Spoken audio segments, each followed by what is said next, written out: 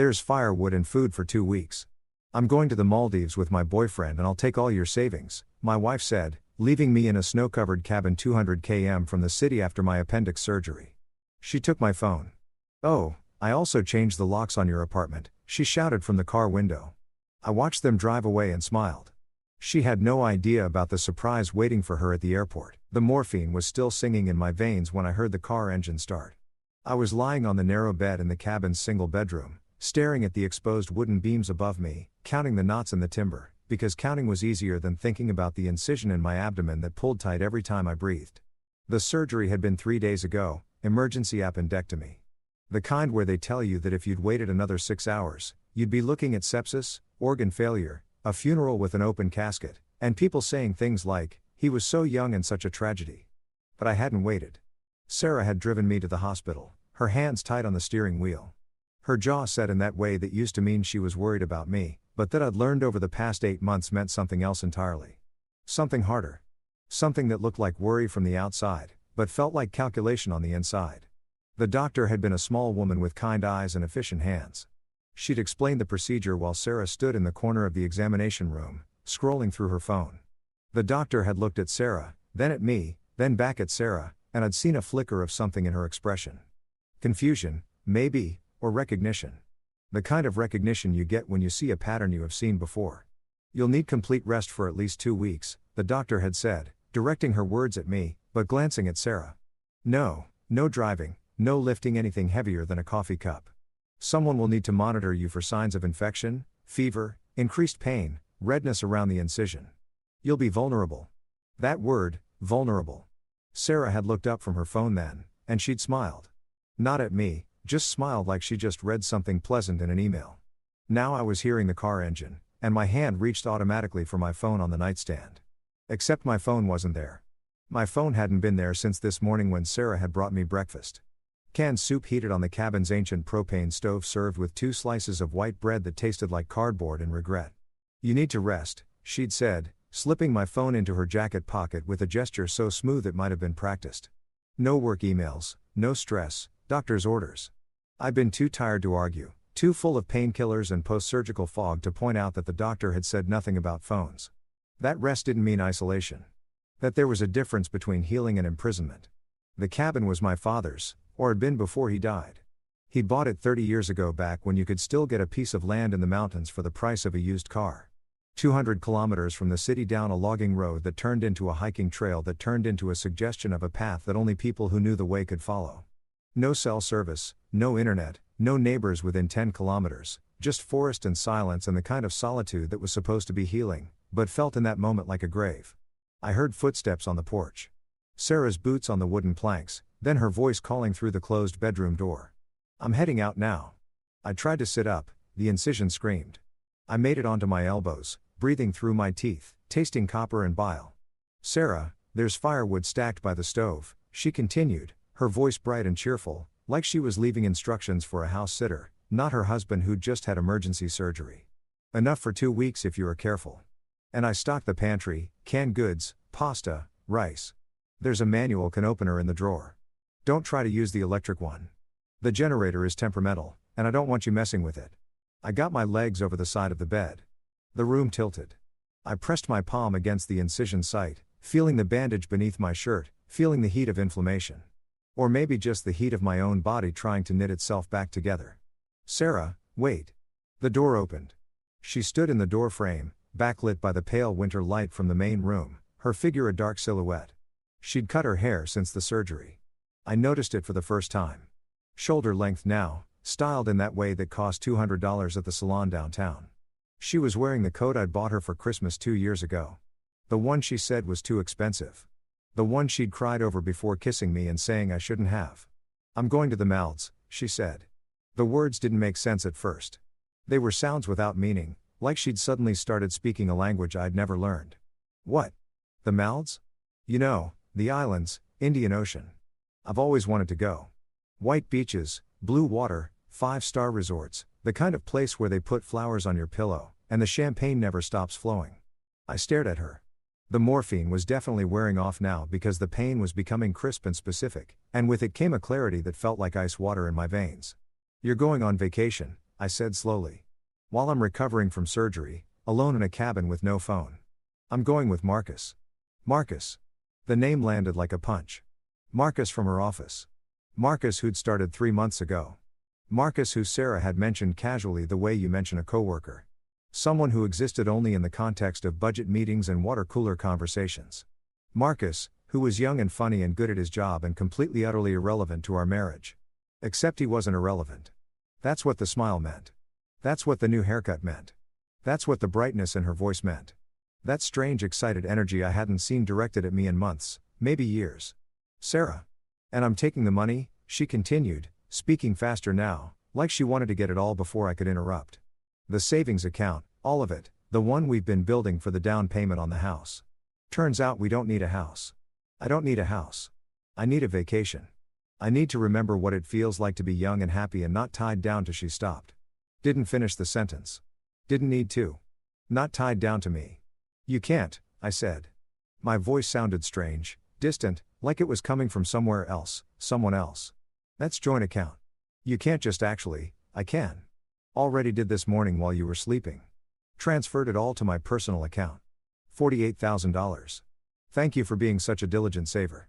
By the way, Marcus says it's enough for first-class tickets, an overwater bungalow, and enough spending money to last us a month. She smiled again. God, that smile. It was the worst thing about all of this. Not the words, not the betrayal, the smile. Like she was proud of herself, like she'd just accomplished something difficult and praiseworthy, like running a marathon or getting a promotion. I'll file for divorce when I get back, she added almost as an afterthought. My lawyer says it's straightforward. No kids, no shared property except the apartment. And well, about that. She pulled something from her pocket. A key ring. Our apartment keys. She held them up so I could see them clearly in the light. I changed the locks, she said. This morning, same time as the bank transfer. You won't be able to get in. Your stuff is in storage. Unit 247 at public storage on Highway 9. I paid for 1 month. After that, if you don't pick it up, they'll auction it off. So, you might want to prioritize that when you get back to the city. She dropped the old keys on the floor. They hit the wooden planks with a sound like coins dropping into a well. Oh, and I took your phone because I didn't want you calling anyone to come get you. You need rest, remember? Doctor's orders. 2 weeks of complete rest. By the time you walk out of here and make it back to civilization, I'll be halfway through my vacation and the divorce papers will be filed and everything will be done. Clean, simple. I tried to stand, made it halfway up before the pain folded me back down onto the bed. I pressed both hands against my abdomen, feeling wetness, hoping it was sweat and not blood, not the incision tearing open. Why? The word came out as barely a whisper. Sarah tilted her head, considering the question like it was an interesting puzzle. Because I can, she said finally. Because I'm tired of being married to someone who works 60-hour weeks and then comes home too exhausted to talk. Because Marcus makes me laugh. Because I'm 34 years old and I refuse to waste another year of my life waiting for you to notice that I'm dying of boredom. Because the opportunity presented itself and I'm smart enough to take it. She turned toward the door, then paused, looking back over her shoulder. Firewood by the stove, she repeated. Food in the pantry. 2 weeks, you'll survive. You always do. That's your problem, actually. You're a survivor. You'll adapt. You'll figure it out. You'll be fine, Sarah. But she was already walking away. I heard her boots on the porch, heard the stairs creak, heard her footsteps on the gravel path that led to where she'd parked the car. My car, actually, the SUV I'd bought specifically for trips like this, for driving on rough mountain roads. I made it to the window, had to lean against the wall, had to breathe through the pain, but I made it. Watched through the frost rime glass as she threw her suitcase into the back seat. A large suitcase, the expensive one, packed for a long trip. Marcus was in the passenger seat. I could see him through the windshield. Young, like she'd said. Dark hair, good jawline. He was looking at his phone, scrolling, completely at ease. Sarah climbed into the driver's seat, started the engine. The SUV's heads cut through the early winter afternoon, making the snow on the ground sparkle like diamonds. She rolled down the window, leaned out. Oh, I also changed the locks on your apartment, she shouted, her voice carrying across the clearing, echoing off the trees. I already told you that, right? Just making sure you heard me. She was laughing, actually laughing. I watched them drive away. Watched the SUV navigate the narrow path. Watched it disappear around the bend where the forest got thick. Watched until I couldn't see it anymore. Until there was nothing left but tire tracks in the snow and the sound of the engine fading into silence. And then I smiled. I smiled because Sarah had made a mistake. Several mistakes, actually. But one big one that she'd been too busy planning her betrayal to notice. She'd forgotten about the cabin's landline. My father had installed it 20 years ago, back when he'd first bought the place. A single phone line running underground along the same trench as the power line connecting to the junction box 5 kilometers down the mountain. It didn't work with cell phones, couldn't text, couldn't access the internet, but it could make calls. Old-fashioned voice-only copper wire calls. The phone was in the kitchen, mounted on the wall next to the ancient refrigerator, its curly cord hanging down like a question mark. Sarah had taken my cell phone, but she didn't know about the landline. She'd never asked about it, never thought to look for it. She'd been here twice before, once when we'd first started dating, once for a weekend getaway 3 years ago. And both times she'd complained about the lack of cell service. Had spent the entire visit anxious and disconnected, desperate to get back to civilization. She'd never noticed the landline, had never thought to wonder how my father had managed to live out here for weeks at a time without going completely mad from isolation. I made my way to the kitchen. It took 5 minutes to cross 20 feet. Every step was a negotiation with pain, but I made it. Lifted the receiver, heard the dial tone, beautiful and clear and unexpected as a miracle. I dialed a number from memory, waited through 3 rings. "Hello, Tom," I said. "It's Daniel." Tom, my business partner, my best friend since college, the person who stood next to me at my wedding and told me I was making a mistake even as he handed me the ring. "Jesus Christ, where are you? I've been trying to call you for 3 days. Your phone goes straight to voicemail. Long story. Listen, I need you to do something for me." "Anything? What's going on? You sound I need you to make a call right now. Are you near your computer?" "Yeah, I'm at the office." "What?" "Airport Security International Terminal. There's a flight to the Maldives leaving tonight. 7:30 p.m. I need you to call them and report that 2 passengers on that flight are traveling with a stolen credit card." Silence on the other end. "Then what the is happening?" "Sarah cleaned out our savings account this morning. $48,000. She's flying to the Maldives with her boyfriend. She left me alone in the mountain cabin to recover from surgery. No phone, no way out." Another silence, longer this time. When Tom spoke again, his voice had changed, gotten colder, harder. "What do you need me to do?" I told him. All of it. The whole plan that had been forming in my head since the moment I'd heard that engine start. Since the moment I'd realized what Sarah was doing, the plan I'd been building for months, actually, since the first time I'd seen her phone light up with a text message from Marcus and watched her smile, that secret smile. I'd known, some part of me had known for a long time, and some other part of me, the part that had learned through years of building a business from nothing, that the best defense is preparation, had been getting ready. When I finished talking, Tom was quiet for a moment, then he laughed. Not a happy laugh, a sharp, fierce laugh that sounded like breaking glass. "You beautiful, paranoid bastard," he said. "You actually planned for this." "I planned for something like this," I corrected. "I hoped I was wrong, but I prepared anyway." "Consider it done," Tom said. "I'll make the call right now. And Daniel, yeah, don't move around too much. You just had surgery. I'll send someone to get you tomorrow morning." "Thank you." "Thank me later. Right now, I need to go ruin your wife's vacation." He hung up. I set the receiver back in its cradle and stood there in the kitchen, breathing carefully, feeling the pain in my abdomen settle from acute to chronic, from emergency to endurance. Outside, the snow was starting to fall again. Fat flakes drifting down through the trees covering the tire tracks, erasing the evidence of Sarah's departure.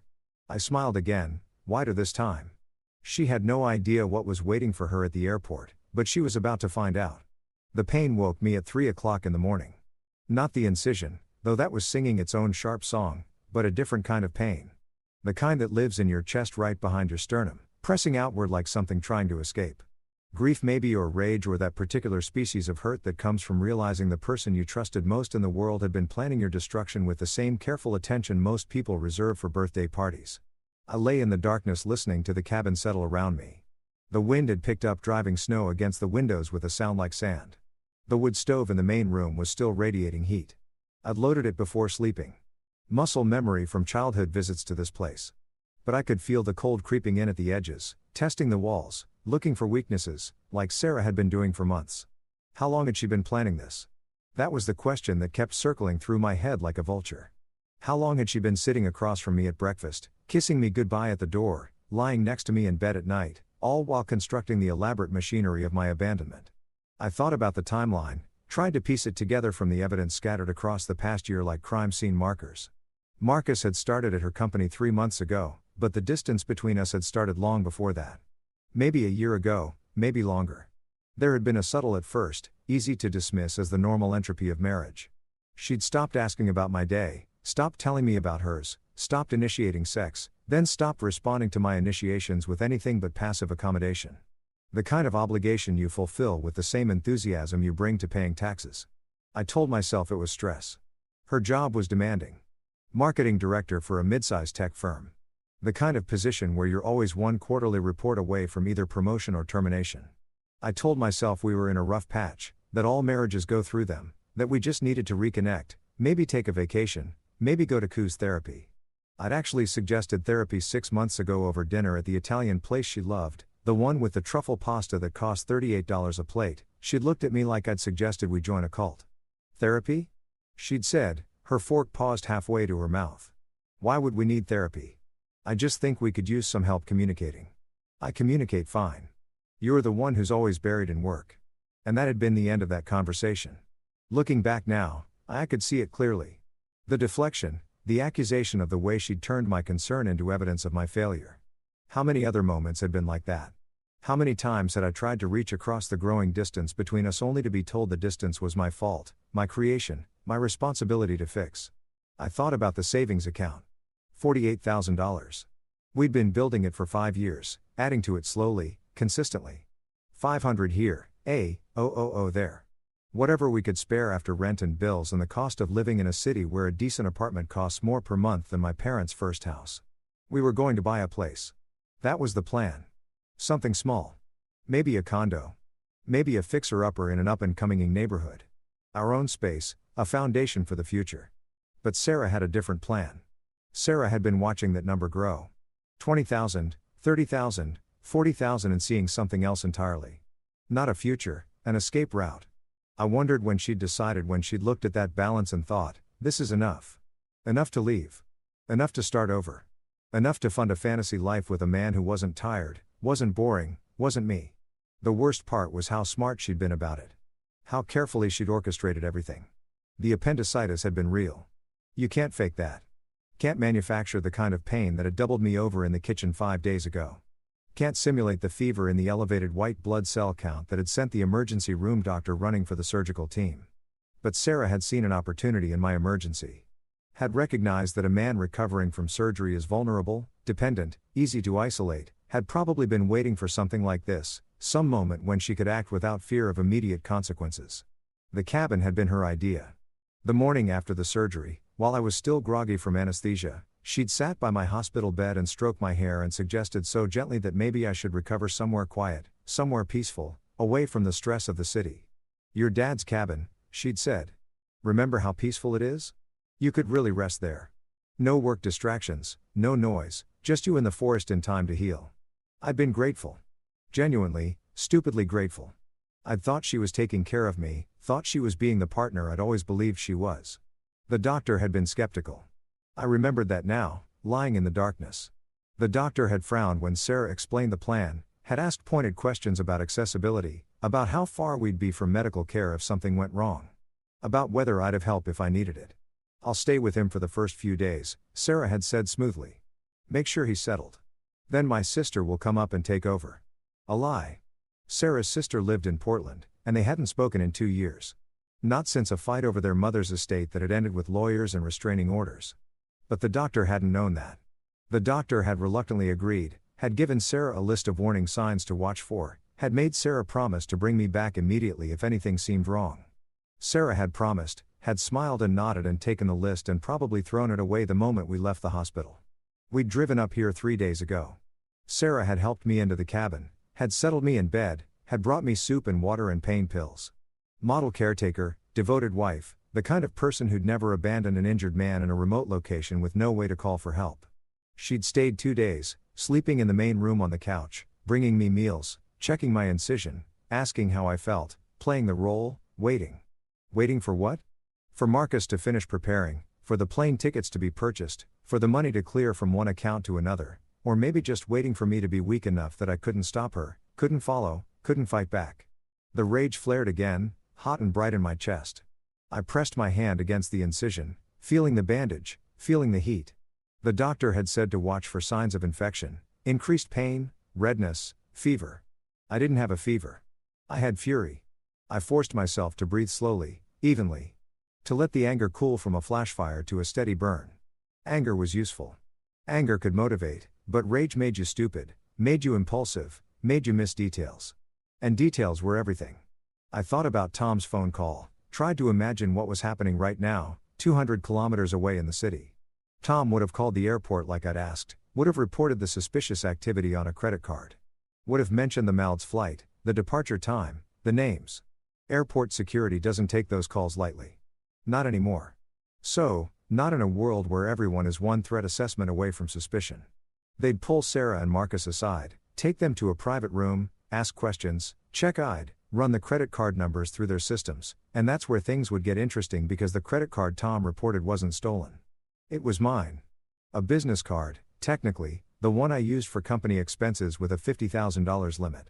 The card was in my wallet, which was in my bag, which was here in the cabin with me. But I'd also 6 months ago ordered a duplicate card, had it sent to Tom's address. Had told him to keep it somewhere safe just in case. Just in case of what, Tom had asked. Just in case I need backup, I'd said. Just in case something goes wrong and I need someone I can trust to access funds quickly. Tom had looked at me strangely, had asked if everything was okay with Sarah, had offered to take me out for a drink and talk. I declined, told him I was probably being paranoid, told him to forget about it, but Tom hadn't forgotten. Tom had kept the card. And when I'd called him tonight and told him what I needed, he'd understood immediately. The credit card report was just the beginning. Just the opening move. Sarah and Marcus would be delayed, questioned, stressed. They'd miss their flight. Their perfect romantic escape would start with security officers and bright fluorescent lights and the creeping awareness that something had gone very wrong. But that wasn't the surprise I'd mentioned.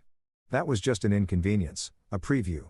The real surprise was waiting in the Maldives. I'd booked a trip to the Maldives 3 months ago, had seen the charges on Sarah's credit card. Her personal card, the one she thought I didn't have access to, and had felt my stomach drop, had logged into her email while she was in the shower, had seen the confirmation, 2 tickets, Overwater Bungalow, 5-star resort. She'd booked it in her name, and Marcus's name. Had used her personal card. Had probably planned to tell me it was a work trip or a girl's getaway or nothing at all because by the time she left I'd be too isolated to know. But I'd known and I'd acted. I'd called the resort, had explained that there was a mistake with the booking, had provided Sarah's confirmation number, easy enough to get from her email, and had made a small change to the reservation. I need to add one more guest to the party, I'd said. My business partner will be joining us. Could you update the booking to reflect 3 guests instead of 2? Same bungalow. I'll cover the additional cost. The resort had been accommodating. Why wouldn't they be? I was offering to pay more money. They'd updated the reservation, had sent a new confirmation to Sarah's email. Sarah had probably seen it, had probably panicked for a moment, seeing an unexpected change, but then she would have checked the details and seen that the dates were still correct. The bungalow was still correct. Everything was still on track. She wouldn't have noticed the 3rd name on the reservation. Or if she had, she would have assumed it was a glitch, a typo, an error that would be sorted out at check-in, but it wasn't an error. The 3rd name was Tom. Tom, who was supposed to fly out tomorrow, who had a ticket on the same airline, the same route, arriving at the same resort 12 hours after Sarah and Marcus, who had explicit instructions to check in, locate their bungalow, and make himself comfortable in the living area until they returned from wherever they were. I imagine the scene. Sarah and Marcus returning from a romantic dinner, holding hands, drunk on champagne, and the intoxication of new love, opening the door to their private paradise. Finding Tom sitting on their couch, reading a book, looking up with mild surprise. "Oh, hi Sarah," Tom would say. "Funny seeing you here. Daniel asked me to deliver something to you. Do you have a minute?" What would she do? Scream, run, try to call hotel security and explain that there was an unexpected guest in her bungalow. A guest whose name was on the reservation who had every legal right to be there. The fantasy was delicious, almost worth the pain in my abdomen. But even that wasn't the real surprise. The real surprise was what Tom would deliver. A folder. A simple manila folder containing documents, printouts, evidence. I'd been collecting it for 3 months, ever since I'd first suspected.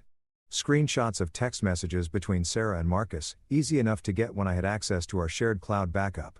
Credit card statements showing dinners for two at expensive restaurants on nights when Sarah told me she was working late. Hotel receipts. Uber rides to Marcus's apartment building at midnight. A private investigator's report. I'd hired her 2 months ago after the therapy conversation, after I'd stopped believing Sarah's explanations.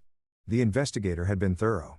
Photos, timestamps, a detailed log of Sarah's movements and financial records, all the documentation of our joint savings account, the transaction history, the transfer Sarah had made this morning, moving $48,000 from joint to personal. The transfer was legal. Technically, she had every right to withdraw money from a joint account, but it looked bad. Would look worse to a divorce lawyer, would look even worse to a judge when paired with evidence of adultery, abandonment of an injured spouse, and a pattern of financial deception. I documented everything, had built a case the way I'd been trained to build business proposals with facts, evidence, a clear narrative arc that led to an inevitable conclusion. The conclusion was simple. Sarah had destroyed our marriage, had done so deliberately, methodically with calculation and malice. And when the divorce proceedings started, when they inevitably started because Sarah had already said she'd file, I would have ammunition. I would have proof. I'd have more than that. I'd have leverage because Sarah didn't know about the business.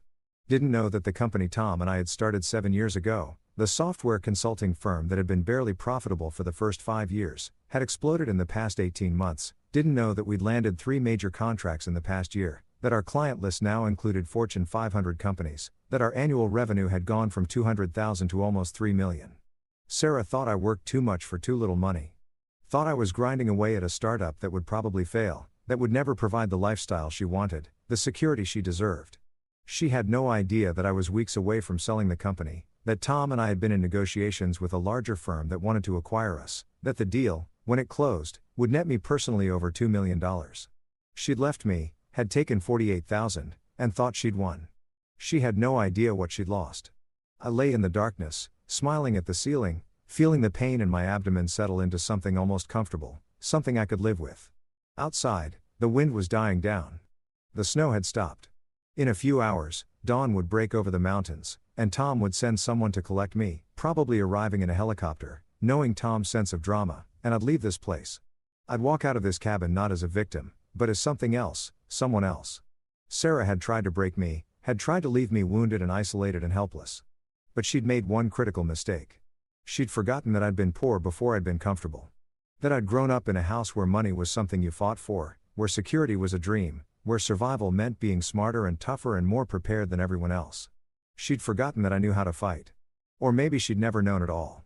Maybe that was the real betrayal. Not the affair, not the stolen money, not even the abandonment. Maybe it was that Sarah had never really known me. Had looked at me for 7 years and seen only what she wanted to see, a convenient partner, a reliable income, a placeholder for the life she actually wanted. She'd married a version of me that existed only in her imagination. And when reality didn't match the fantasy, she decided to trade me in for a newer model. But reality was about to catch on up with her. Was probably catching up with her right now in an airport security office while a stern-faced officer asked uncomfortable questions. I closed my eyes, let myself drift. Tomorrow would come soon enough. Tomorrow, I'd start the next phase. Tomorrow, I'd begin the long, careful work of taking back everything Sarah had tried to steal. But tonight, in the darkness, in the pain, in the cold mountain silence, I let myself feel something close to peace. Justice wasn't revenge. It was something cleaner, something more precise. Justice was truth. Justice was consequences. Justice was making sure that people who hurt you didn't get to walk away whistling. Sarah wanted a clean break, a simple divorce, a fresh start with someone new. She was going to get something very different. Dawn came slowly to the mountains, bleeding pale light through the frost-covered windows like watercolor on wet paper. I'd slept in fragments. 20 minutes here, an hour there, consciousness surfacing and diving like something learning to swim. Every time I woke, there was a moment of confusion. That strange disorientation where your brain hasn't caught up to your circumstances and then memory would flood back cold and complete. Sarah, Marcus, the Malds, the money, the locked apartment, the keys on the floor, the abandonment. And I made myself get up when the light was strong enough to see by. Made myself swing my legs over the edge of the bed. Made myself stand despite the incision pulling tight despite the wave of nausea that came with vertical movement. The painkillers were wearing off. I'd taken the last dose at midnight and the bottle was empty now, sitting on the nightstand like a taunt. 2 weeks worth of medication, the pharmacy label had said, but Sarah had only left me 4 days worth. Had probably checked the dosage, done the math, realized that running out of pain medication would make my situation more desperate. More miserable, more punishment. I shuffled to the bathroom, looked at myself in the mirror above the sink. The face that looked back was a stranger's face, pale, drawn with dark circles under the eyes and 3 days of stubble making shadows on the jaw. I looked like someone recovering from trauma, which I supposed I was. The incision was angry looking when I peeled back the bandage. Red around the edges, hot to the touch, but not weeping, not infected, just healing the way surgical wounds heal with pain and tenderness and the slow knitting of tissue that's been cut apart. I'd been cut apart in other ways, too. Ways that wouldn't show on an X-ray. The cabin was cold. The wood stove had burned down to embers overnight. I added logs from the stack Sarah had mentioned. She hadn't lied about that, at least. There was plenty of firewood, neatly split and stacked under the eaves of the porch. I coaxed the embers back to flame, fed them kindling, watched the fire catch and grow. Fire is hungry. Fire is honest. Fire doesn't pretend to be something it's not. I thought about making coffee, but the propane-powered percolator seemed too complicated for my current state. Instead, I ate a can of peaches, standing at the kitchen counter, spooning the sweet fruit into my mouth and drinking the syrup straight from the can like I was 12 years old again, alone in this cabin with my father, learning how to be self-sufficient. My father had bought this place the year after my mother died, had told me it was important to have somewhere to go when the world got too loud, too demanding, too full of people who wanted things from you. He'd bring me up here for weeks at a time during summer vacations. We'd fish in the stream, hike the trails, split wood, fix whatever needed fixing. He taught me how to start a fire, how to read weather patterns in the clouds, how to be comfortable with silence. A man needs a place where he can think, he told me once, standing on the porch at sunset, watching the light turn the mountains purple. Somewhere nobody can reach him. Somewhere he can hear himself. I'd been 16, had thought he was being melodramatic, had been eager to get back to the city, to my friends, to the noise and distraction of adolescence. Now I understood what he'd meant. This place wasn't a prison. Sarah had meant it as when, but she'd miscalculated. This place was a fortress, a sanctuary, a space where I could think without interference, without Sarah's presence contaminating my thoughts, without the constant performance of pretending everything was fine. I finished the peaches, washed the can in the sink, looked out the window at the forest, at the snow covering everything like a clean slate. My phone was gone. My car was gone. My wife was gone. My apartment was locked against me. My savings were stolen. By any reasonable measure, but I didn't feel I felt clear. The landline phone on the kitchen wall looked the same as it had when I was a kid. Avocado green, a rotary dial, the kind of phone that weighs 5 pounds and could probably survive a nuclear blast. I picked up the receiver, heard the dial tone, and felt something close to affection for the outdated technology. I called Tom's cell. He answered on the first ring. "Jesus Christ, you were up early," he said. "How are you feeling?" "Like I've been stabbed in the abdomen and abandoned in the woods." So accurate. "Listen, I made that call last night. Airport security gave them all the information you wanted and they pulled Sarah and Marcus aside, held them for 2 hours, missed their flight." I closed my eyes, felt satisfaction roll through me like a drug. "Tell me everything." Tom's voice took on that particular quality it got when he was relaying gossip. Bright, engaged, enjoying the story. "I have a friend who works for TSA. Called in a favor, got the details. Security flagged them at the gate, took them to a private screening room, ran their IDs, checked their luggage, asked a lot of uncomfortable questions about the credit card charges." What did Sarah say? According to my source, she was furious, demanded to speak to a supervisor, claimed it was a mistake, that someone was harassing her, that she'd never stolen anything in her life. Marcus was quieter, looked nervous, kept checking his phone. They let them go. Eventually, no evidence of actual fraud. The card you had me report wasn't used for the tickets, so there was nothing to hold them on. But they missed the 7:30 flight. Next one doesn't leave until tonight. They're stuck at the airport for another 10 hours. I smiled at the wall. Good. There's more. While they were being questioned, someone, and I'm not saying it was me, but someone who might have had access to your email passwords, sent a message to Sarah's boss. My hand tightened on the receiver. "Tom, what did you do?" "Nothing illegal. Just forwarded some information. Those credit card statements you collected, the ones showing all those expensive dinners and hotel stays. Turns out Marcus has been charging them to his corporate card. Company policy violation, potential embezzlement." Jesus. Sarah's boss was apparently very interested to learn that his marketing director has been having an affair with a junior employee. And that said, junior employee has been stealing from the company to fund said affair. I imagine there will be some very uncomfortable conversations when Sarah gets back from vacation. If she still has a job, I should have felt guilty. Should have felt like I'd gone too far, crossed a line, turned justified defense into malicious attack. I didn't feel guilty. I felt vindicated. The helicopter will be there in 2 hours, Tom continued. I hired a medical transport service. They'll bring a nurse just in case. They'll take you straight to my place. You can recover there. Tom, don't argue. You just had surgery. You need someone to look after you. And besides, we have work to do. The acquisition deal is closing in 10 days. We need to start prepping the acquisition. I'd almost forgotten about it. Lost in the drama of personal betrayal. But Tom was right. The deal was happening. The papers were being drawn up. The money was real. $2.3 million. My share of the sale. Money that would arrive in my account 2 weeks from now. Money Sarah would never touch. I'll see you soon. I said 2 hours. Don't do anything stupid in the meantime. Don't try to chop wood or hunt bears or whatever mountain man nonsense you're considering. Just rest. I'll rest. Liar. I know you. You're already planning your next move. He hung up before I could deny it. I stood in the kitchen, receiver in hand, listening to the dial tone.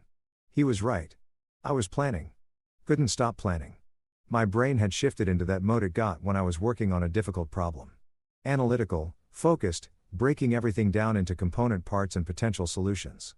Sarah thought she'd won. Thought she'd executed a perfect escape.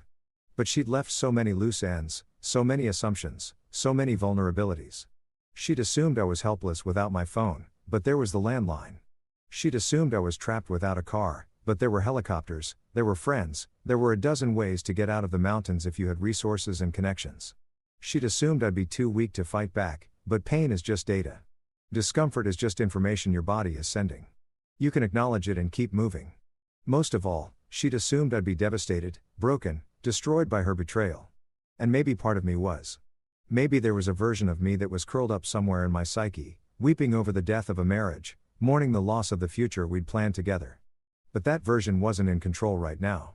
Right now, I was someone else, someone colder, someone who'd learned in the crucible of building a business from nothing that success belongs to people who can compartmentalize, who can put emotion in a box, close the lid, and focus on strategy. I'd loved Sarah. Past tense. Loved her laugh. Loved her ambition. Loved the way she looked at me in the early days. Like I was someone worth believing in. But love isn't unconditional. Love requires reciprocity. Love requires basic human decency. Sarah had abandoned that decency somewhere between booking tickets to the Maldives and changing the locks on our apartment. I walked through the cabin taking inventory. The pantry was stocked, like she'd said. Canned goods, pasta, rice, beans, enough food for 2 weeks if you didn't mind eating like you were preparing for the apocalypse.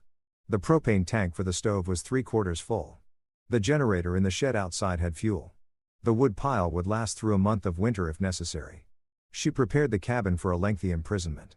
Had thought of everything practical, everything physical. But she hadn't thought about what would happen inside my head during those 2 weeks. Hadn't considered that isolation might give me clarity instead of despair. That silence might sharpen my thinking instead of dulling it. She'd given me a gift, actually. Time, space, the opportunity to plan without distraction. I found a notebook in one of the drawers, one of my father's old journals, half filled with his careful handwriting, notes about repairs needed, observations about wildlife, the occasional philosophical rambling. I flipped to a blank page and started writing, a list, a strategy, a road map, immediate priorities, medical care. Let Tom's nurse check the incision, get more pain medication, secure temporary housing. Tom's place for now. Find a short-term rental after that. Access my storage unit. Recover my belongings before the 1 deadline. Document everything. Photos of the locked apartment. Screenshots of the bank account transfers. Timeline of events. Short-term goals. Win torn 2 weeks. Consult with a divorce attorney. Not just any attorney. The best.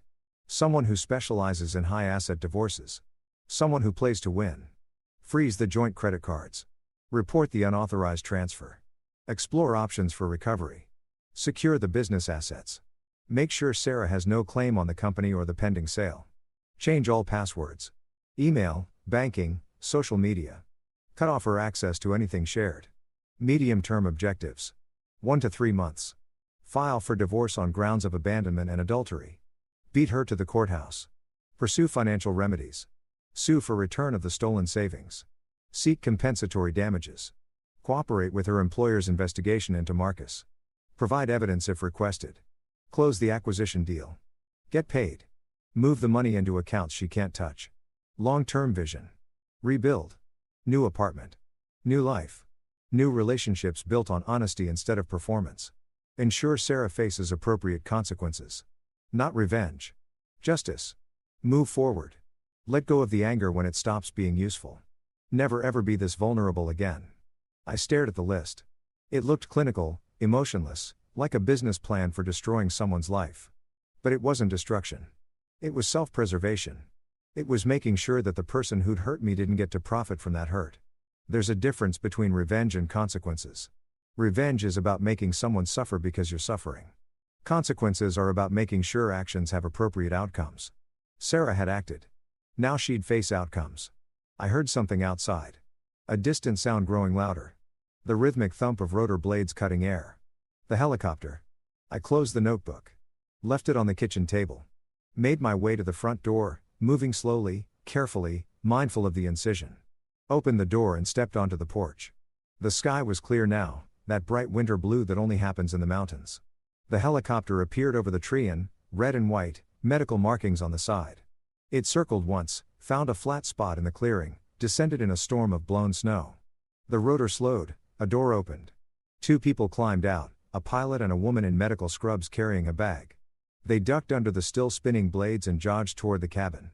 The nurse was young, efficient looking with the kind of competent energy that made you trust her immediately. She introduced herself as Rachel, asked me how I was feeling, started assessing me before we had even made it back inside. "Let's see that incision," she said, guiding me to sit on the couch while she pulled on gloves. I lifted my shirt. She peeled back the bandage with practiced gentleness. Studied the wound with a critical eye. "It looks good," she said after a moment. "No signs of infection.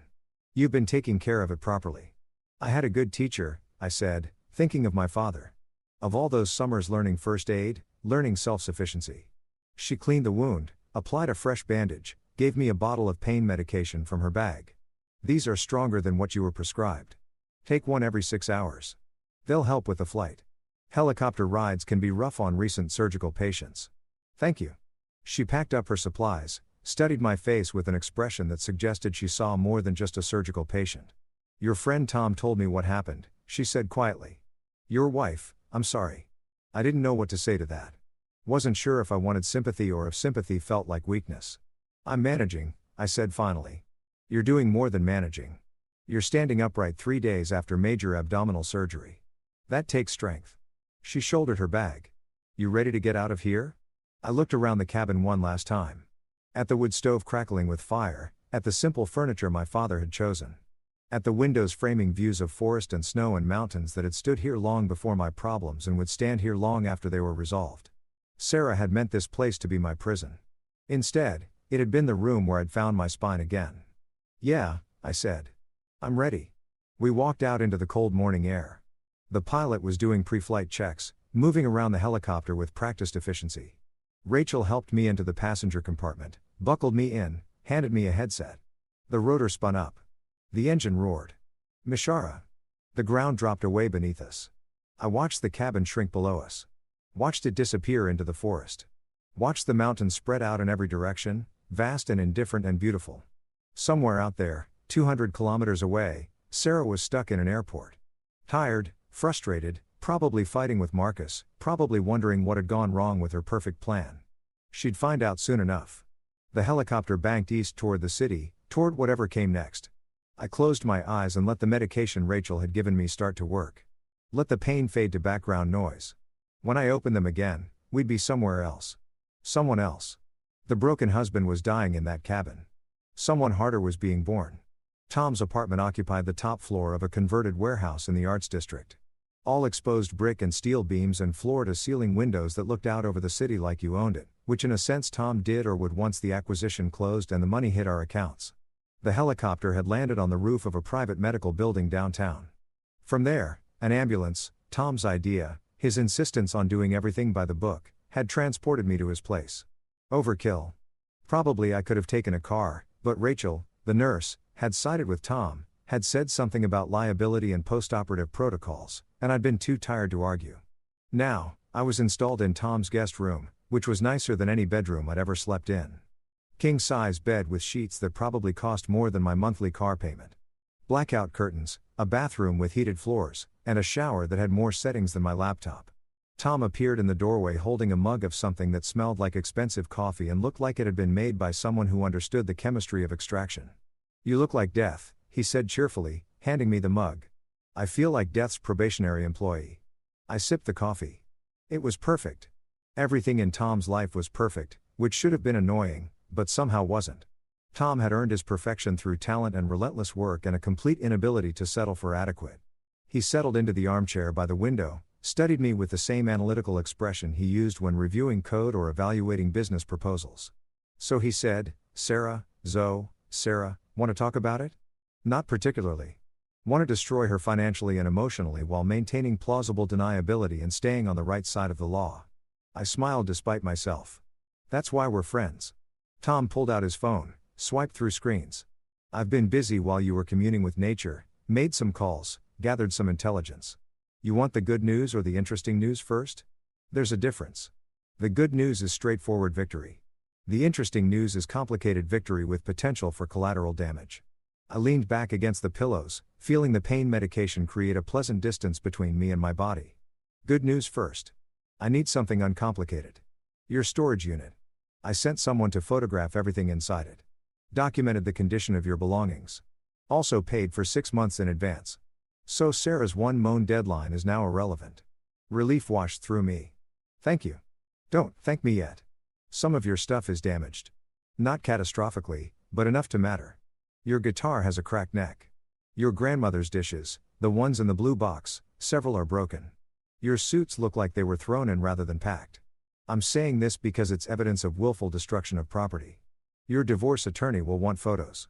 The guitar. I'd had it since college. Had learned to play on it during late nights when I couldn't sleep.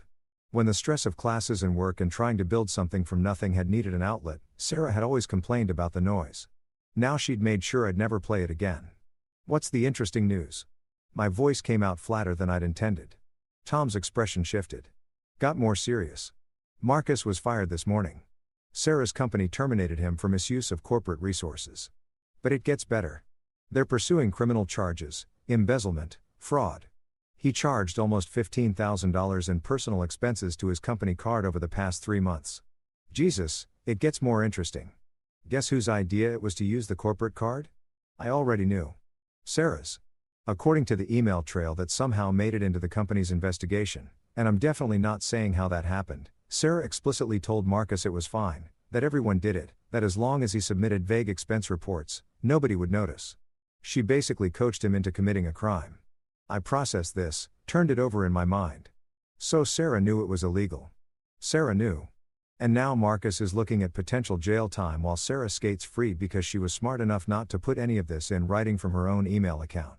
She used her personal phone text messages that Marcus probably deleted.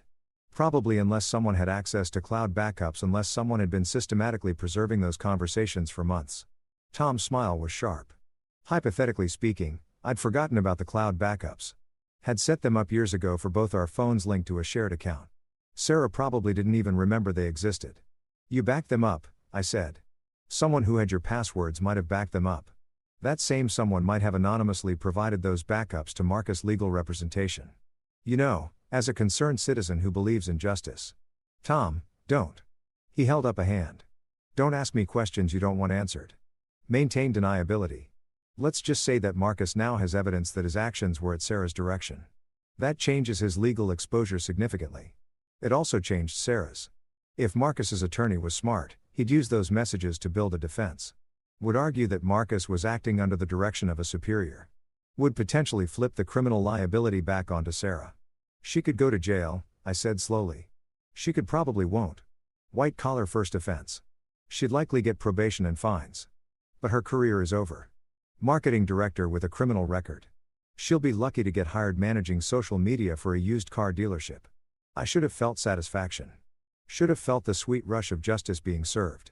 Instead, I felt hollow, tired, like I'd been running for so long that stopping felt more like collapse than rest. "You don't look happy," Tom observed. "I don't know what I feel." "That's normal.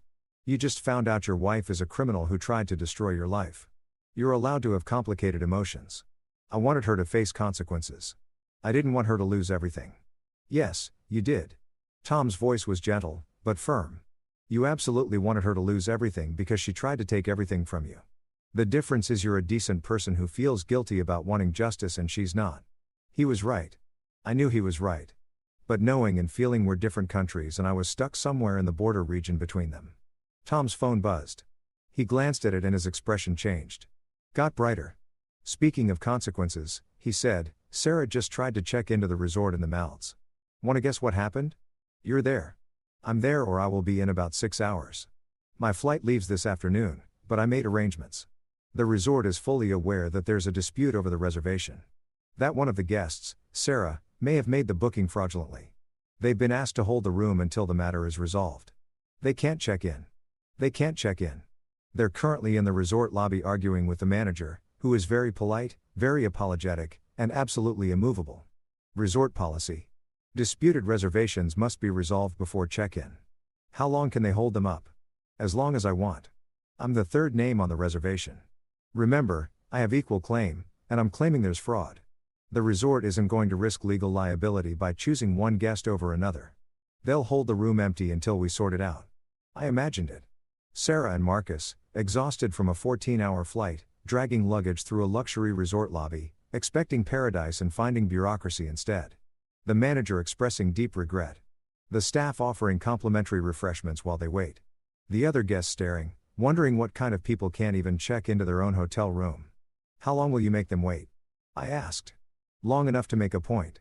Then I'll show up, check in, and offer them a deal." "What kind of deal?" Tom's smile was predatory. "They can have the room. I'll relinquish my claim, but Sarah has to sign something first." He pulled a document from his bag, unfolded it on the bed. Legalized paper, dense with text, official looking. I skimmed it, felt my eyebrows rise. "This is a settlement agreement. This is a very specific settlement agreement. Sarah acknowledges that she withdrew $48,000 from your joint account without your consent.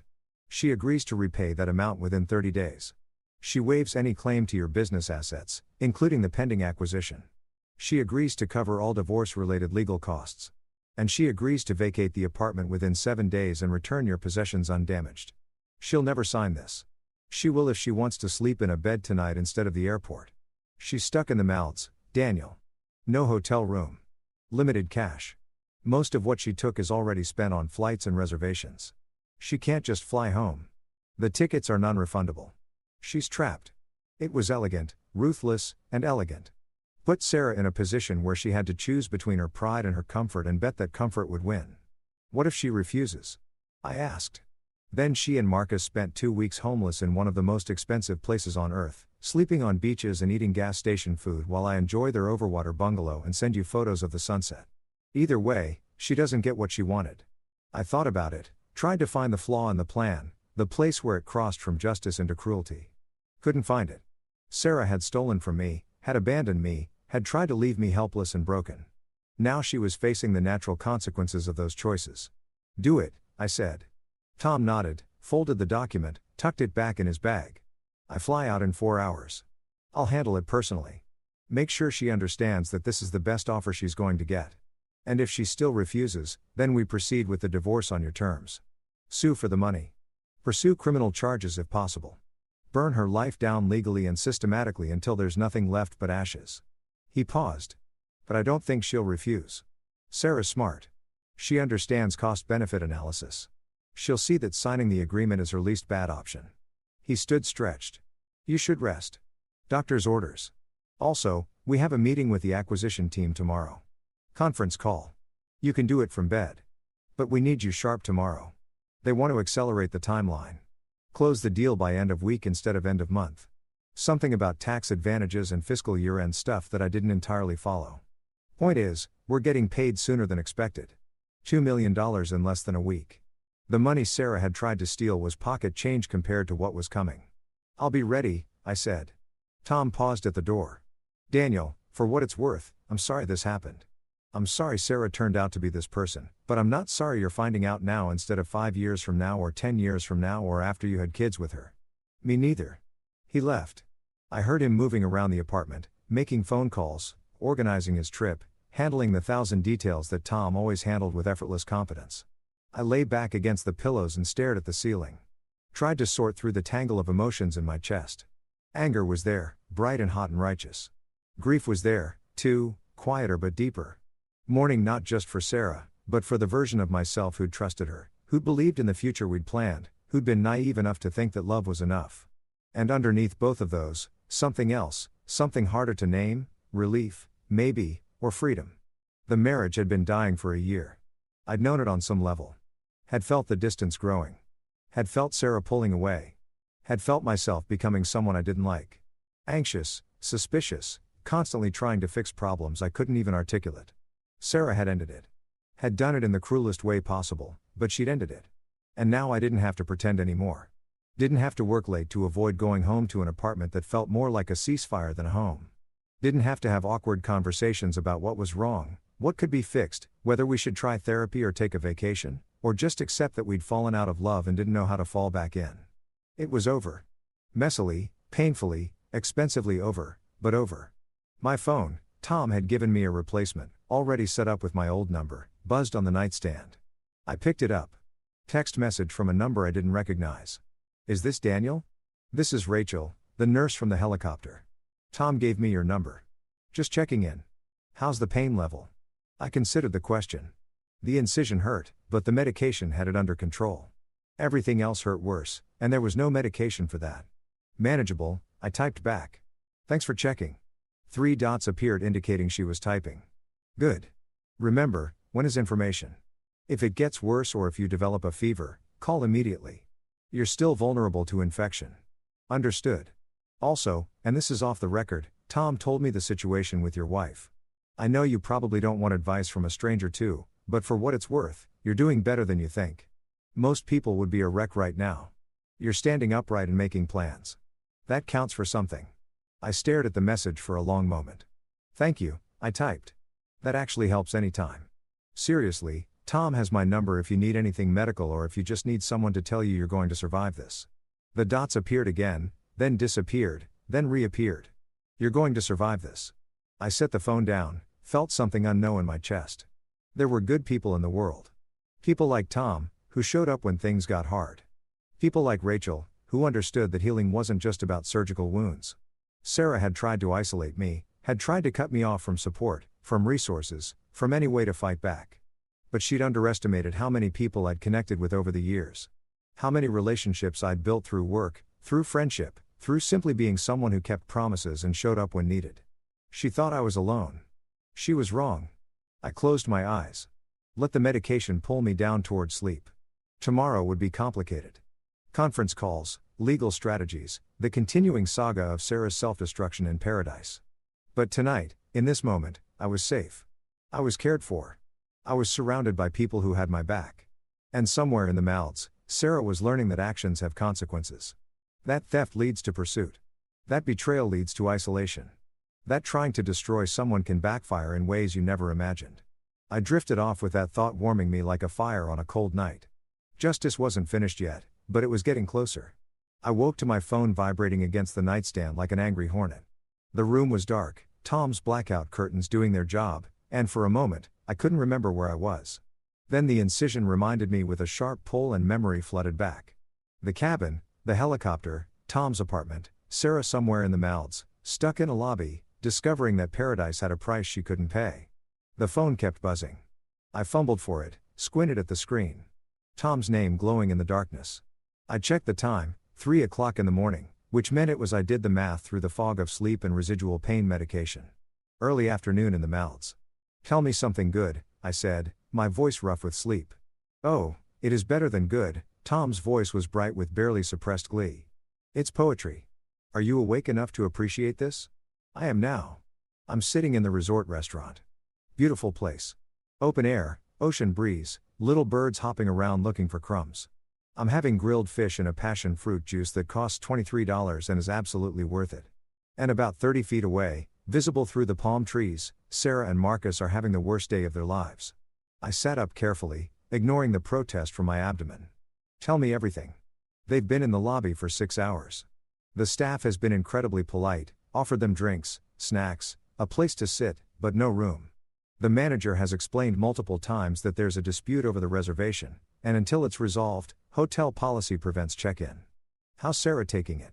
About as well as you'd expect.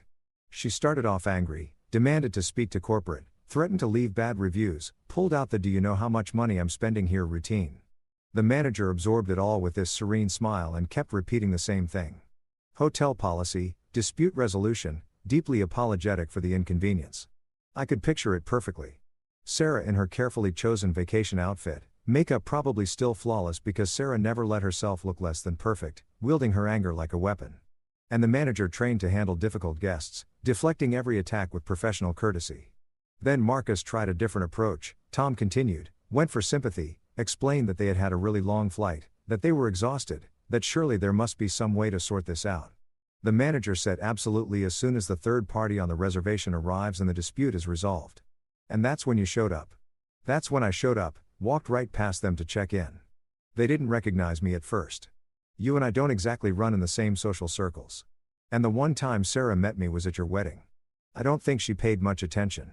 Tom had been my best man, had given a toast that was funny and heartfelt and had made Sarah cry. Happy tears. I'd thought at the time. Now I wondered if she'd been crying because she already knew even then that the marriage was a performance, that she was marrying someone she'd eventually leave. The manager greeted me by name. Tom asked if I was here to resolve the reservation dispute. I said yes. Sarah heard my name and made the connection. You should have seen her face. Daniel, just complete shock. Then rage. Then this horrible moment where she understood what was happening. What did she say? What the are you doing here? Direct quote. The manager looked uncomfortable. This is a 5-star resort. They're not used to profanity in the lobby. I explained very calmly that I was the third party on the reservation, that I had concerns about fraudulent use of the booking, that I wanted to discuss the matter before anyone checked in. And then Sarah lost it. Started screaming that I had no right, that this was her reservation, that I was harassing her. Marcus tried to calm her down. She turned on him, told him to shut up, that this was his fault somehow. That if he hadn't been so cheap about the expense reports, none of this would be happening. It was beautiful. I felt a stab of something that might have been pity, might have been satisfaction. The two emotions were tangled together, indistinguishable. The manager asked us to take the discussion to a private conference room, Tom said. More for the sake of the other guests than anything else. Sarah was making a scene, so we went. Me, Sarah, Marcus, and the manager. I laid out the situation. You showed her the settlement agreement. I showed her the settlement agreement. Let her read it while I ate complimentary cookies and pretended to be fascinated by the artwork on the walls. She read it twice. Then she said, and again, direct quote, "You've got to be kidding me." But she signed it. Tom's pause was meaningful. Not yet. What? She said she needed to think about it, needed to consult with someone, needed to understand her options. So I said, sure, take your time, but I'm checking into the bungalow now. You two are welcome to figure out your own accommodations. The manager mentioned there's a youth hostel about 20 kilometers away. Basic, but clean. Probably only cost $50 a night. I started laughing. Couldn't help it. The laugh pulled at my incision and hurt like hell, but I couldn't stop. You left them in the lobby. I managed. I left them in the lobby. I'm currently sitting in their overwater bungalow. It's spectacular, by the way. Glass floor panels where you can see fish swimming underneath. Private infinity pool. Outdoor shower. The kind of place that makes you understand why people go into debt for vacations. How long are you going to make them wait? As long as it takes. I've got 2 weeks. My flight home isn't until next month. I rescheduled. Took some vacation time. The acquisition is happening whether I'm in the office or not. So, I'm prepared to sit here eating expensive fish and drinking complicated cocktails while Sarah decides whether her pride is worth more than a bed. It was excessive. It was theatrical. It was exactly the kind of thing Tom would do. It was also working. She'll sign. I said she has to probably, but I'm not making it easy. Around sunset, I'm going to order room service. Lobster thermometer champagne. I'll have it delivered to the bungalow while making sure Sarah can see the delivery cart go by. Let her imagine me eating their romantic vacation dinner alone. You're evil. I'm effective. There's a difference. Dang. His voice shifted, got more serious. Daniel, I need to know how far do you want me to push this because I can keep them out here for days. Can make this as miserable as you want, but I need to know your limits. I thought about it. Really thought about it. Sarah had abandoned me after surgery, had stolen our savings, had locked me out of my own apartment, had tried to leave me helpless and broken while she ran off to paradise with her boyfriend. She deserved to suffer, deserved to face consequences that were proportional to her actions. But there was a line somewhere, a point where justice became cruelty. Where consequences became revenge, where I'd be doing to her what she'd done to me, using power to inflict unnecessary pain. Give her until tomorrow morning, I said. Local time. Let her spend one night figuring out if her pride is worth sleeping on a beach. If she signs by sunrise, give her the room. If she doesn't, then she's choosing to make this a war and we proceed accordingly. Understood. I'll text her the deadline. He paused. How are you doing? Really? Honestly, I don't know. Part of me feels vindicated. Part of me feels like a monster. Part of me just wants to sleep for a week and wake up when all of this is over. All normal. You're grieving and getting revenge simultaneously. It's complicated. Everything's complicated. Not the acquisition. That's simple. We sign papers. We get paid. We move on. Speaking of which, I sent you the revised contracts while you were sleeping. Read them when you can. Nothing major changed. Just some timeline acceleration. I'll look at them today. Good. And Daniel, for what it's worth, you're handling this better than most people would. You're hurt, but you're not broken. That's important. After we hung up, I lay in the darkness, staring at the ceiling, trying to sort through my feelings. Tom was right. I was hurt, but not broken. Sarah had tried to destroy me, but I was still here, still thinking, still planning, still capable of fighting back. But fighting back came with costs. Every move I made against Sarah was a move away from the person I'd been. The person who believed in second chances, who tried to see the best in people, who thought love could overcome problems if you just worked hard enough. That person was naive. That person had trusted someone who didn't deserve trust. But that person had also been kinder, gentler, less willing to hurt people, even people who hurt him first. I didn't know if I liked who I was becoming, but I knew I couldn't go back to who I'd been. My phone buzzed again. Text message, unknown number. I opened it wearily, half expecting more drama from Sarah's unfolding disaster. Instead, hi Daniel, this is Rachel again. Sorry to text so late or early, whatever time it is for you. I'm working a night shift and thinking about my patients. How's the pain? Something loosened in my chest. Someone checking on me, not because they wanted something, not because they were managing fallout, but because they genuinely cared whether I was okay. Better, I typed. Thanks for asking. Shouldn't you be saving lives instead of texting recovering surgical patients? Multitasking is my superpower. Plus, it's a slow night. Everyone's healthy for once. Lucky them. 3 dots. Then Tom told me what's happening with your wife in the Maldives.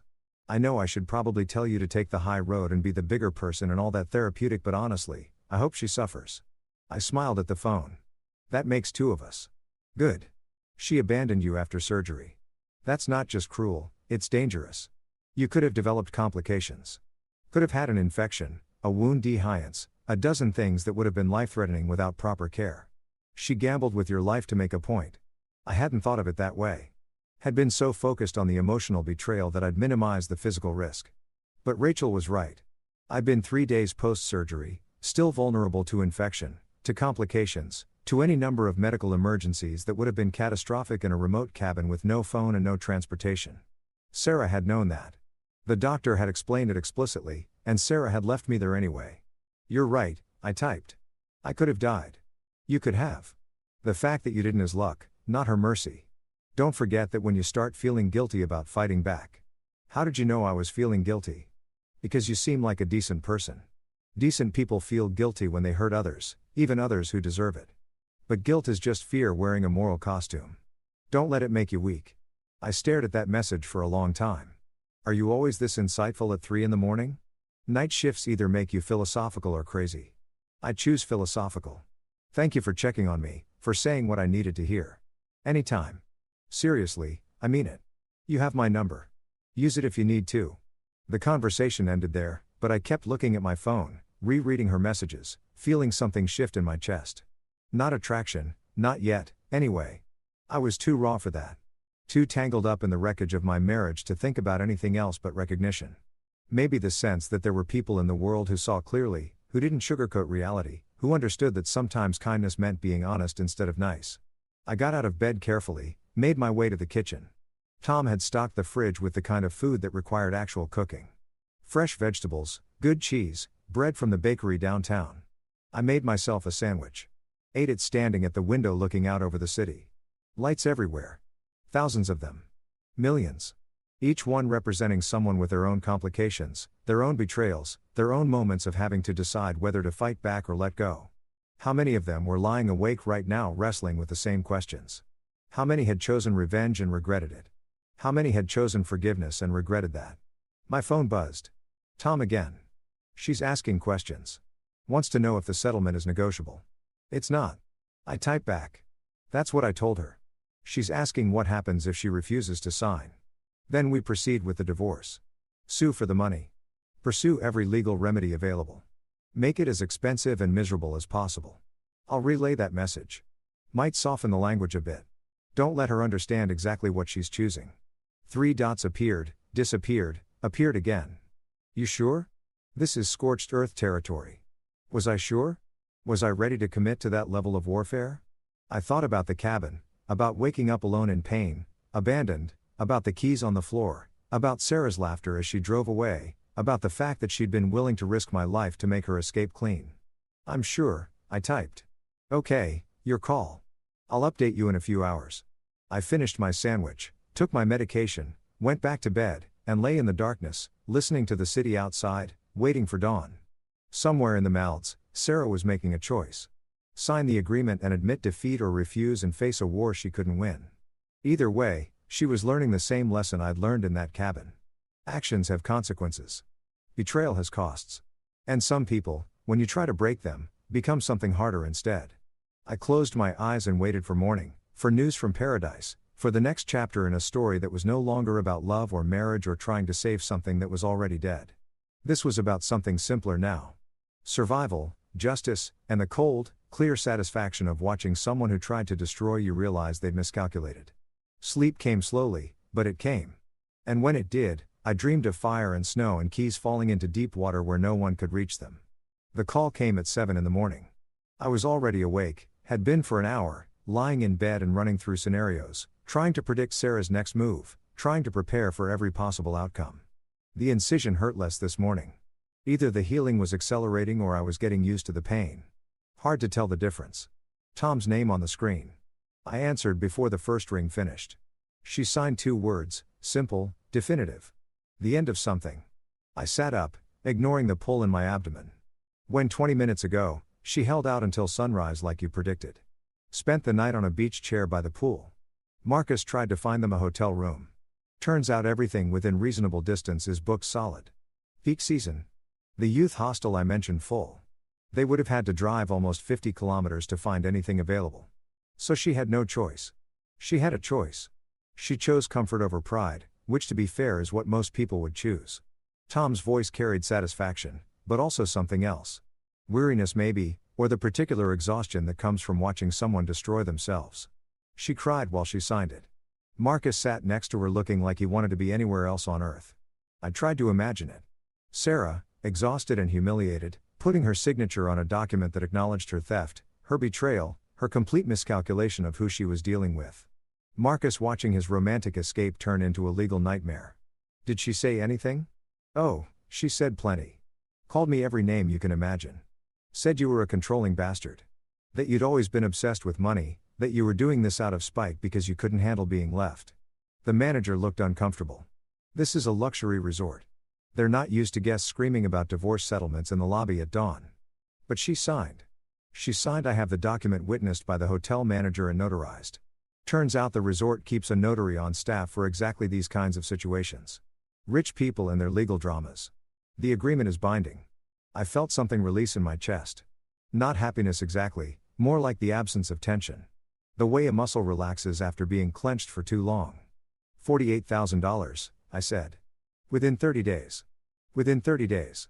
And if she doesn't pay, the agreement includes language allowing you to pursue collection through wage garnishment, asset seizure, all the usual remedies. She won't be able to avoid it.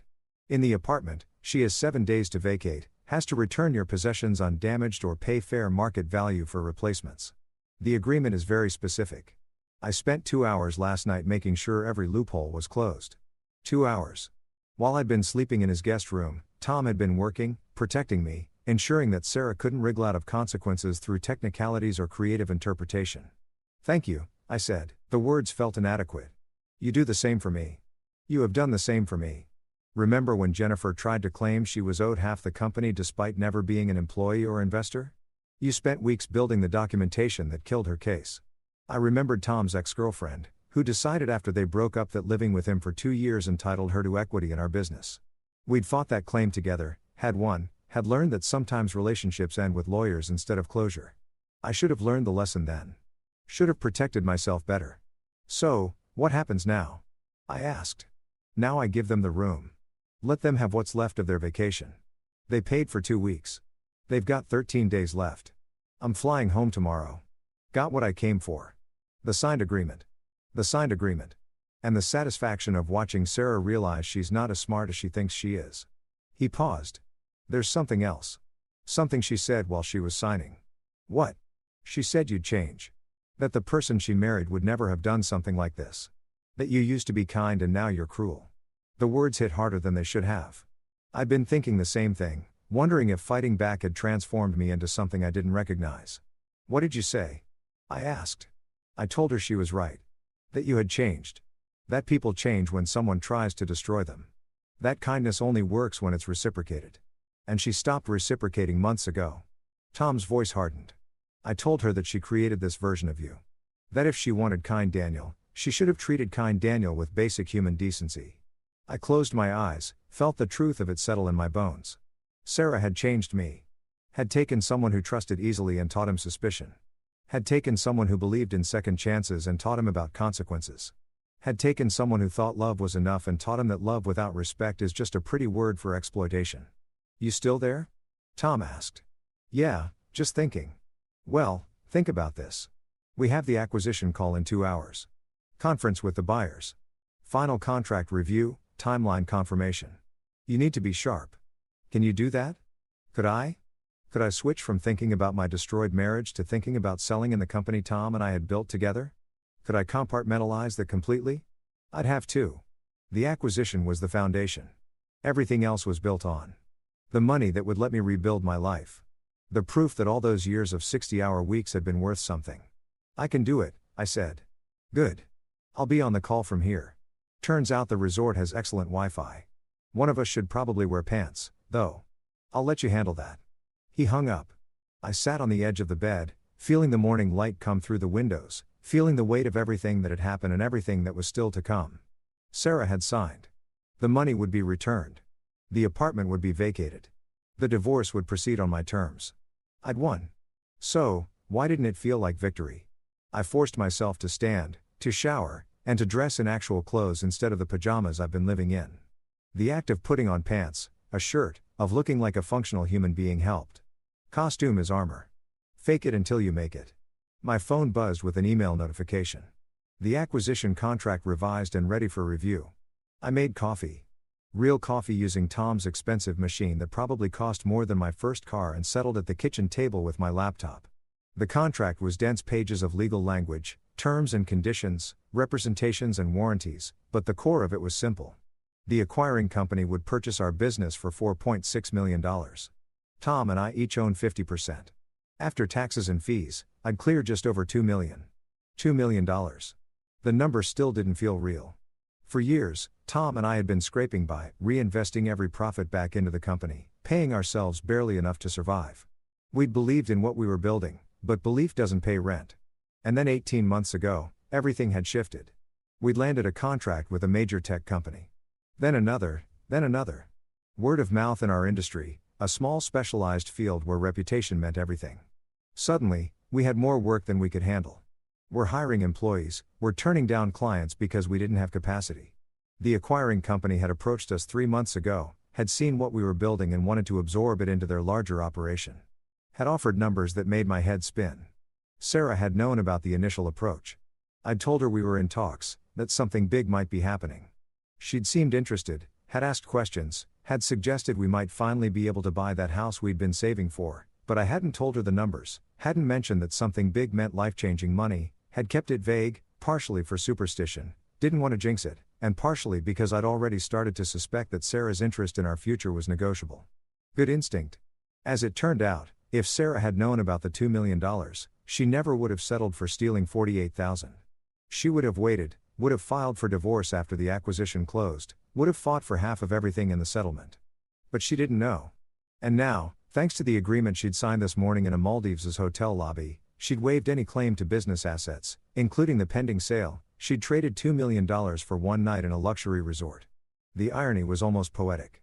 I reviewed the contract carefully, making notes, flagging sections that needed clarification. Tom and I had a good lawyer, the same one who'd helped us fight off his ex-girlfriend's claims, and she'd already reviewed everything. But I wanted to understand every clause myself. This was too important to delegate completely.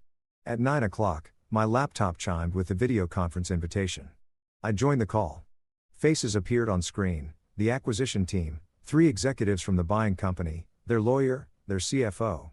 Tom joined from the Maldives, sitting on what looked like a balcony with ocean visible behind him. Our lawyer appeared from her office downtown. Hair perfect despite the early hour. "Gentlemen," the lead executive says, a woman named Patricia who'd been our main contact throughout negotiations. "Thank you for making time. I know we're accelerating the timeline, and I appreciate your flexibility." "Happy to accommodate," Tom said smoothly.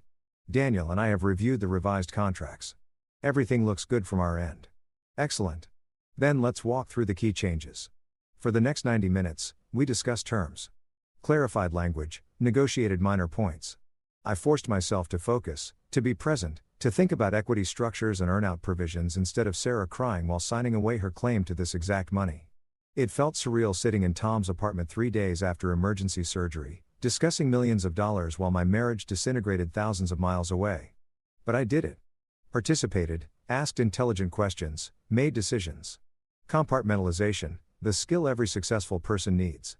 The ability to put one part of your life in a box, close the lid, and focus on whatever else needs attention. "I think we're aligned," Patricia said finally. "If you're both comfortable, we can move to signature. Final closing will be Friday, 3 days from now. Funds will transfer within 24 hours of signing." Friday, 3 days.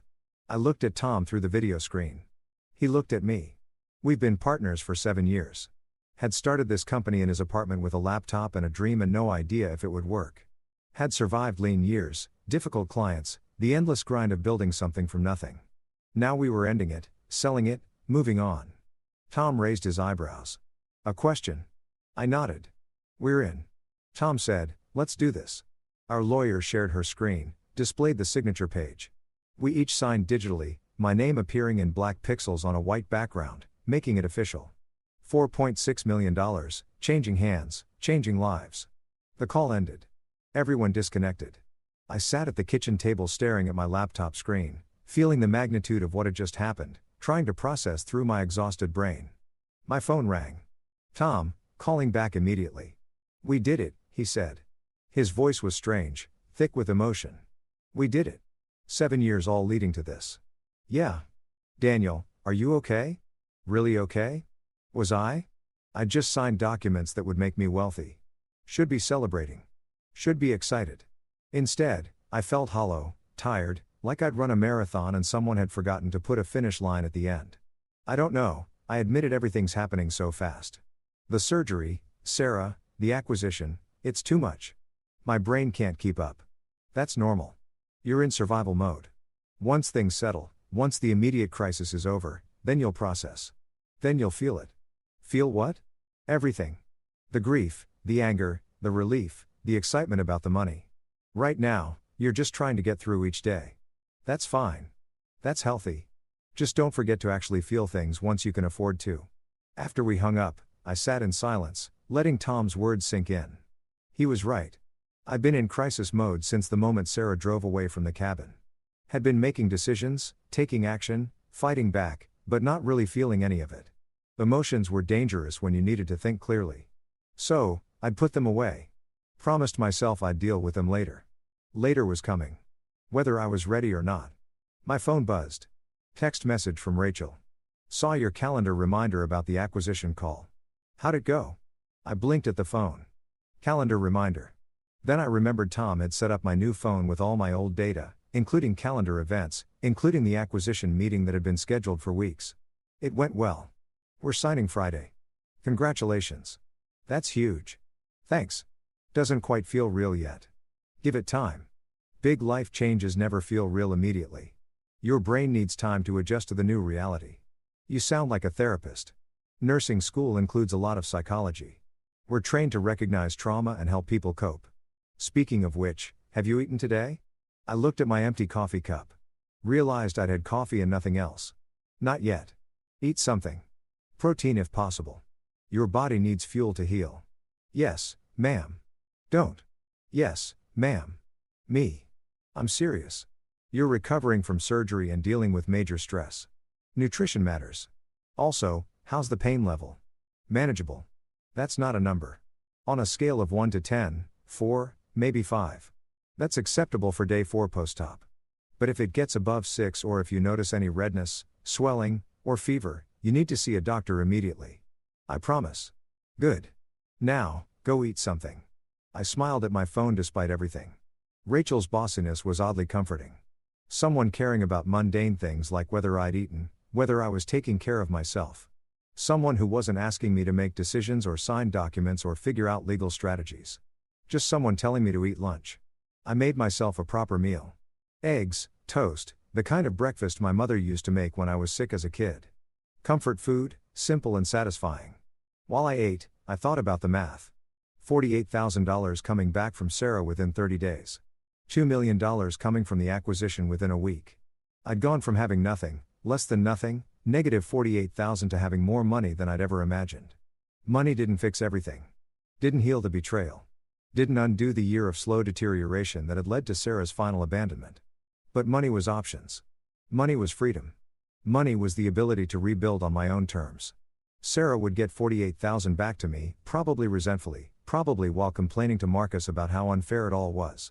She'd never know about the $2 million. Would never know what she'd given up by signing that agreement. And that, I realized, was its own kind of justice. Not the dramatic kind. Not the kind that came with confrontation and shouting and forcing someone to acknowledge what they'd done. The quiet kind. The kind where someone makes a choice and lives with consequences they don't even fully understand. Sarah had chosen Marcus over me. Had chosen a vacation over our marriage. Had chosen $48,000 over waiting to see what else might be available. She'd made her choice. Now she'd live with it. And I'd move forward. Wounded but healing. Hurt but not broken. Richer than I'd ever been in ways that had nothing to do with money. I finished eating, took my medication, went back to bed, not because I was tired, but because rest was part of healing. And I was determined to heal. All of me, not just the incision. The apartment looked different in daylight. I stood on the sidewalk outside the building I'd called home for 4 years. Staring up at the windows of the third-floor corner unit.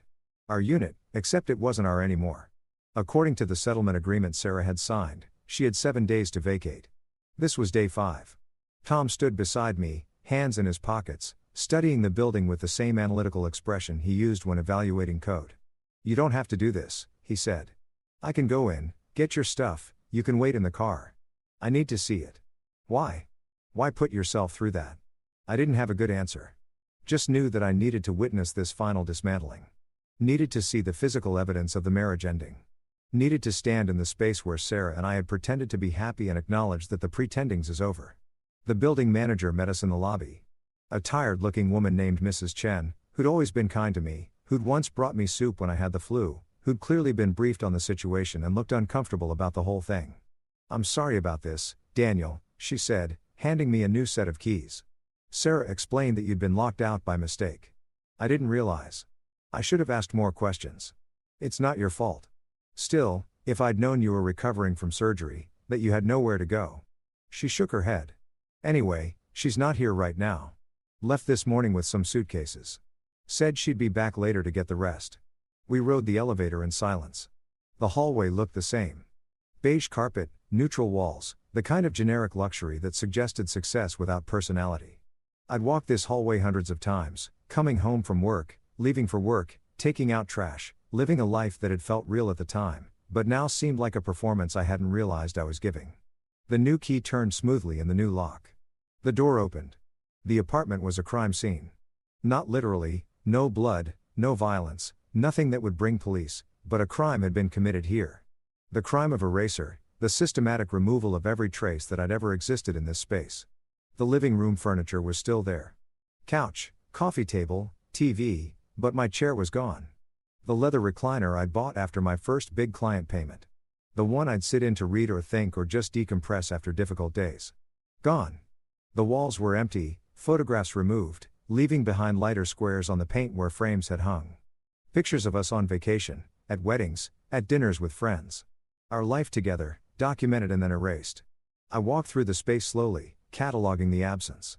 Tom followed, silent, letting me process. The bookshelf still stood against the far wall, but half of the books were gone. My books, the technical manuals, the business biographies, the novels I'd collected over years.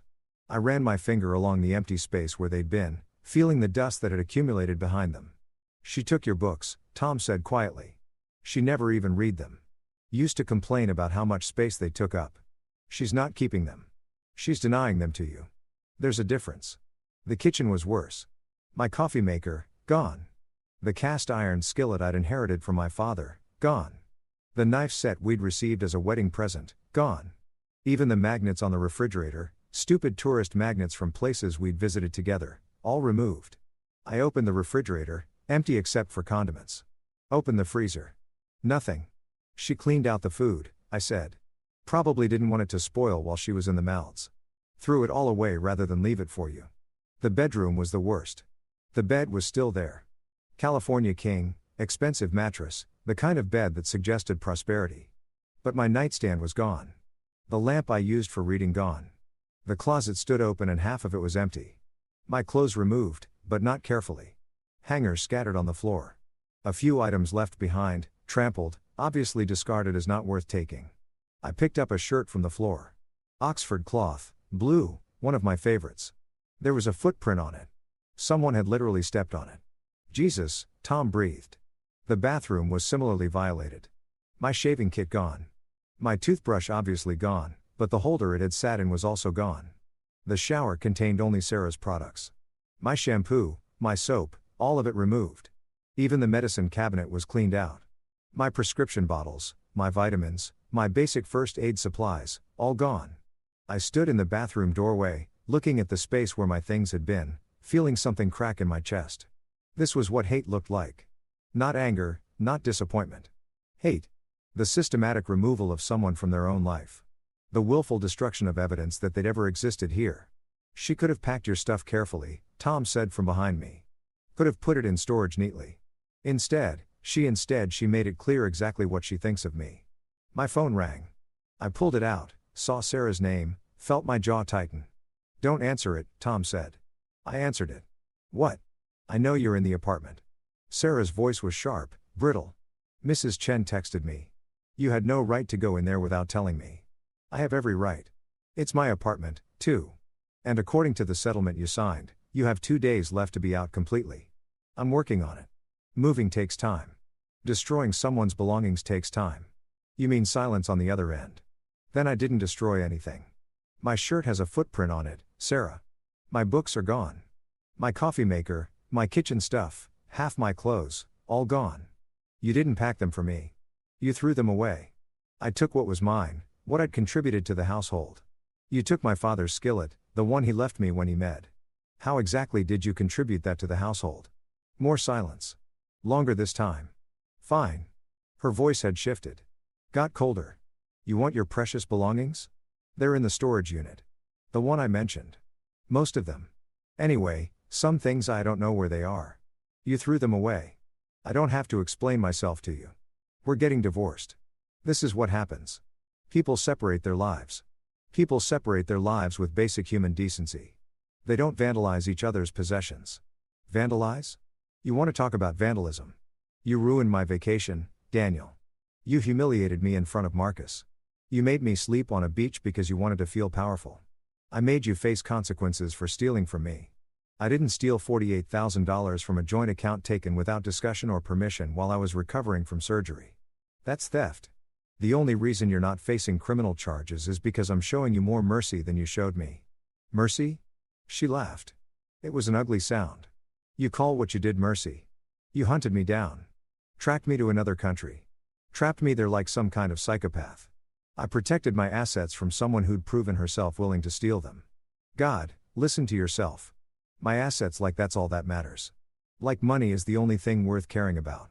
Says the woman who stole money to fund a vacation with her affair partner. Marcus is not. She stopped. Caught herself, but it was too late. Not what, Sarah? Not an affair partner. Were you going to claim he's just a friend? That the hotel room, the romantic getaway, the fact that you left your husband to go him in paradise? Were you going to claim that's all innocent? You're disgusting. I'm disgusting.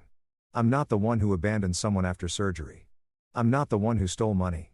I'm not the one who destroyed belongings out of spite. You changed the reservation. You sent someone to harass us.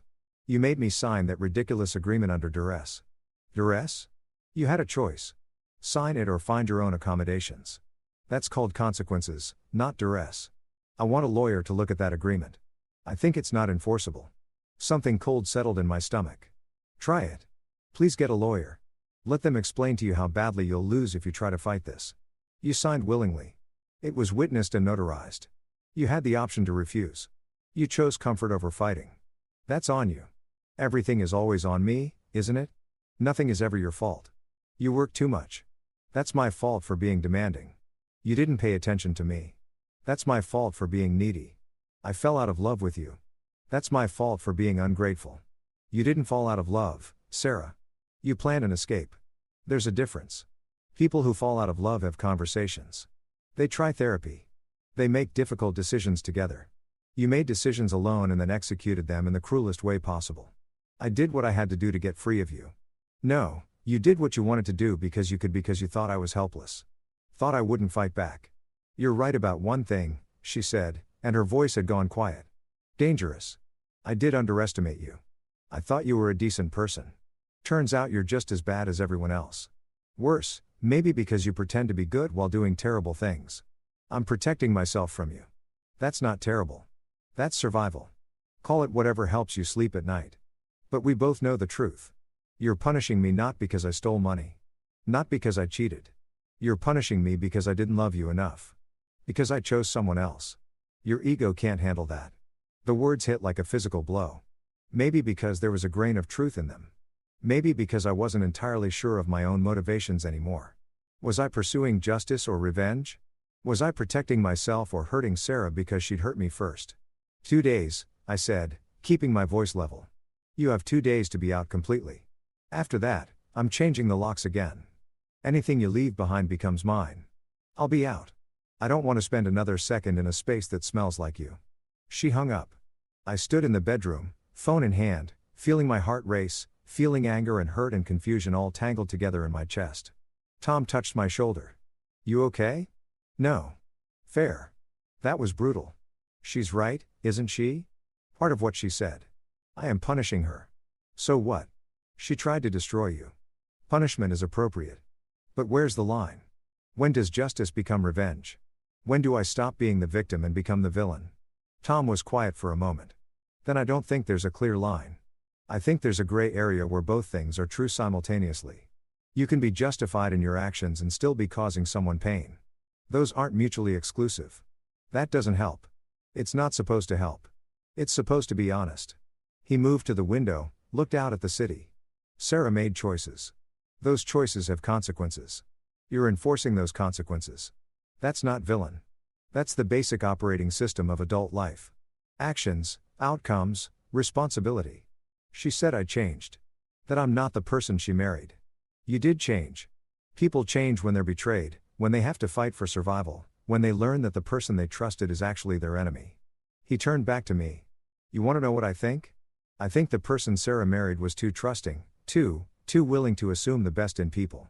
That person would have let Sarah walk all over him, would have accepted the abandonment and the theft, and tried to understand her perspective, tried to empathize with her pain. And that's bad. It's self-destructive. Empathy is great until someone weaponizes it against you. Then it's just weakness wearing a moral costume. He paused. You're not a villain, Daniel. You're just not a victim anymore. Sarah's having trouble with that transition. We spent the next hour documenting everything, taking photos of the empty spaces, the missing belongings, the trampled clothes, evidence for the divorce proceedings, proof that Sarah hadn't upheld her end of the settlement agreement about returning possessions undamaged, more ammunition for the war we were fighting. The storage unit was across town. We drove there in Tom's car, neither of us talking much. The unit was small, climate-controlled, secured with a padlock. I had the key. Sarah had left it with Mrs. Chen. Inside, my life was stacked in boxes, some carefully packed, some obviously thrown together hastily. My books, my clothes, kitchen items, the detritus of 4 years of cohabitation, now compressed into a 10 by 10 space that smelled like cardboard and abandonment. I found my father's skillet in a box marked kitchen. It was wrapped in newspaper. Actually protected, which surprised me. Maybe Sarah had some limits to her cruelty. Or maybe she'd just been afraid I'd sue for its value if it was damaged. The guitar was there, too. Tom had been right. The neck was cracked. Not catastrophically, but enough that it would need professional repair. Maybe enough that it would never sound quite the same. I picked it up carefully, feeling the weight of it, remembering late nights in college, playing badly but enthusiastically. Remembering the day my father had given it to me had said every man should have a way to express himself that didn't require words. Can it be fixed? Tom asked. Maybe, probably, but it won't be the same. Nothing's ever the same after it breaks. Even when you repair it, you can still see the cracks. We loaded boxes into Tom's car, made multiple trips. By the time we finished, the sun was setting, painting the city in shades of orange and gold that would have been beautiful if I'd been capable of appreciating beauty. Back at Tom's apartment, we stacked boxes in the guest room. My possessions, my former life, everything I owned in the world, minus whatever Sarah had thrown away or kept out of spite.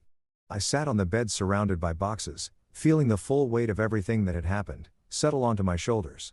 1 week ago, I'd been married, had lived in an apartment, had a routine, a life, a future that seemed stable, even if it wasn't happy. Now, I was divorced in all but the legal paperwork. Homeless, living out of boxes in my business partner's guest room. My body was healing from surgery, but everything else felt broken in ways I didn't know how to fix. My phone buzzed. Text from Rachel. How are you doing? And before you say fine, remember that I can tell when patients are lying. I smiled despite everything. Went to the apartment today. Saw what Sarah left behind or didn't leave behind. That bad? Worse, she destroyed some things. Took others. Made it very clear that she wants me erased from her life. I'm sorry. That's cruel. Yeah. Where are you now? Tom's place. Surrounded by boxes trying to figure out what comes next. 3 dots appeared, disappeared, appeared again. This might be forward, sweet, but do you want company? I'm off shift in an hour. I could bring food. You probably haven't eaten. I looked at the text for a long moment. Company? The idea of not being alone with my thoughts, of having someone there who didn't need anything from me, who wasn't involved in the legal warfare, who just wanted to make sure I ate dinner. That would be nice, I typed. Thai food. Okay, perfect. See you in 90 minutes. I set the phone down. Tom appeared in the doorway.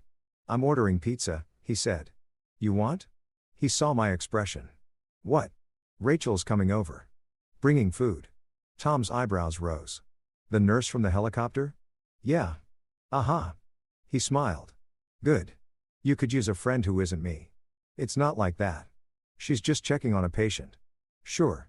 Just a professional courtesy call with dinner at night at your place. It's not my place. It's your place. Semantics. He pushed off the doorframe. I'll make myself scarce. Go see a movie or something. Give you privacy. Tom, take the win, Daniel. Someone kind is coming over. Let yourself enjoy that without overanalyzing it. He was right.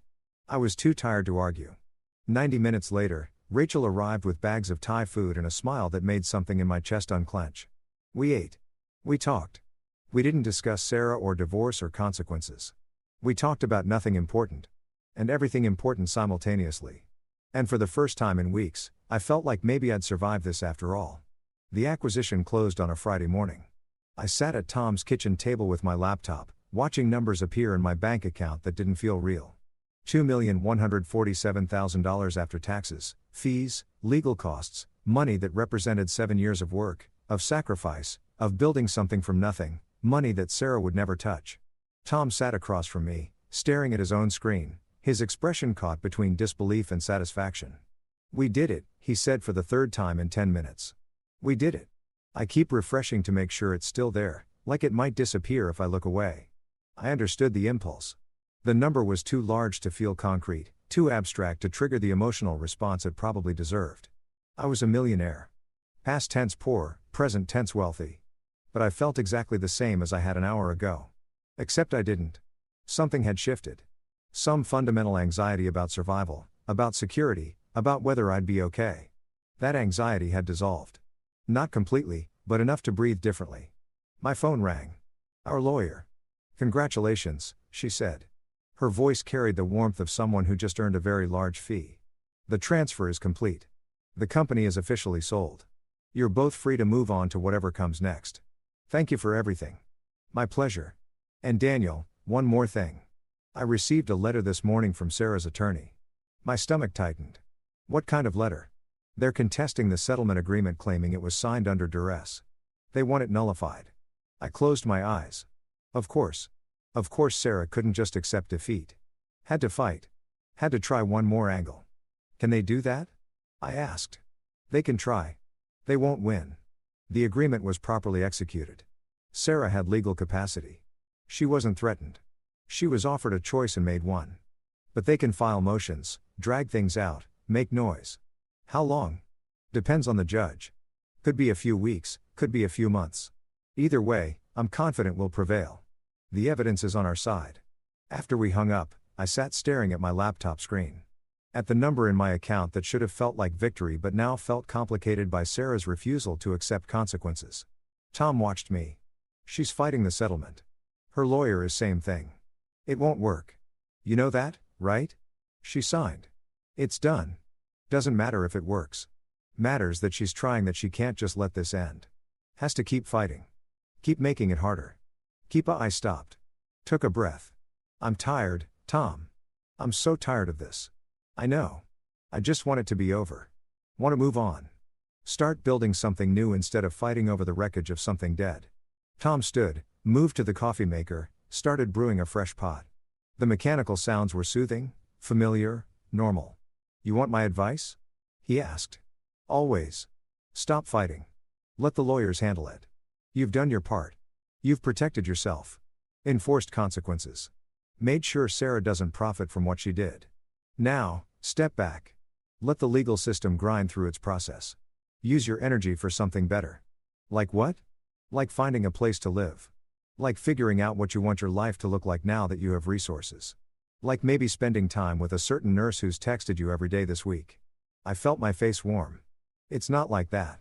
It could be if you wanted it to be, if you were ready. I'm not ready. Fair enough. But eventually you will be. And when you are, it's okay to let yourself be happy. Sarah doesn't get to own your future just because she destroyed your past. The coffee maker beeped. Tom poured 2 cups, handed me one. We sat in comfortable silence, drinking coffee that cost $10 a pound and tasted like it. Looking out at the city through floor-to-ceiling windows that made the world look manageable. I'm going to start looking at apartments today. I said, can't live in your guest room forever. You can live here as long as you need, but yeah, your own space would be good. What kind of place are you thinking? Something simple. Not too big.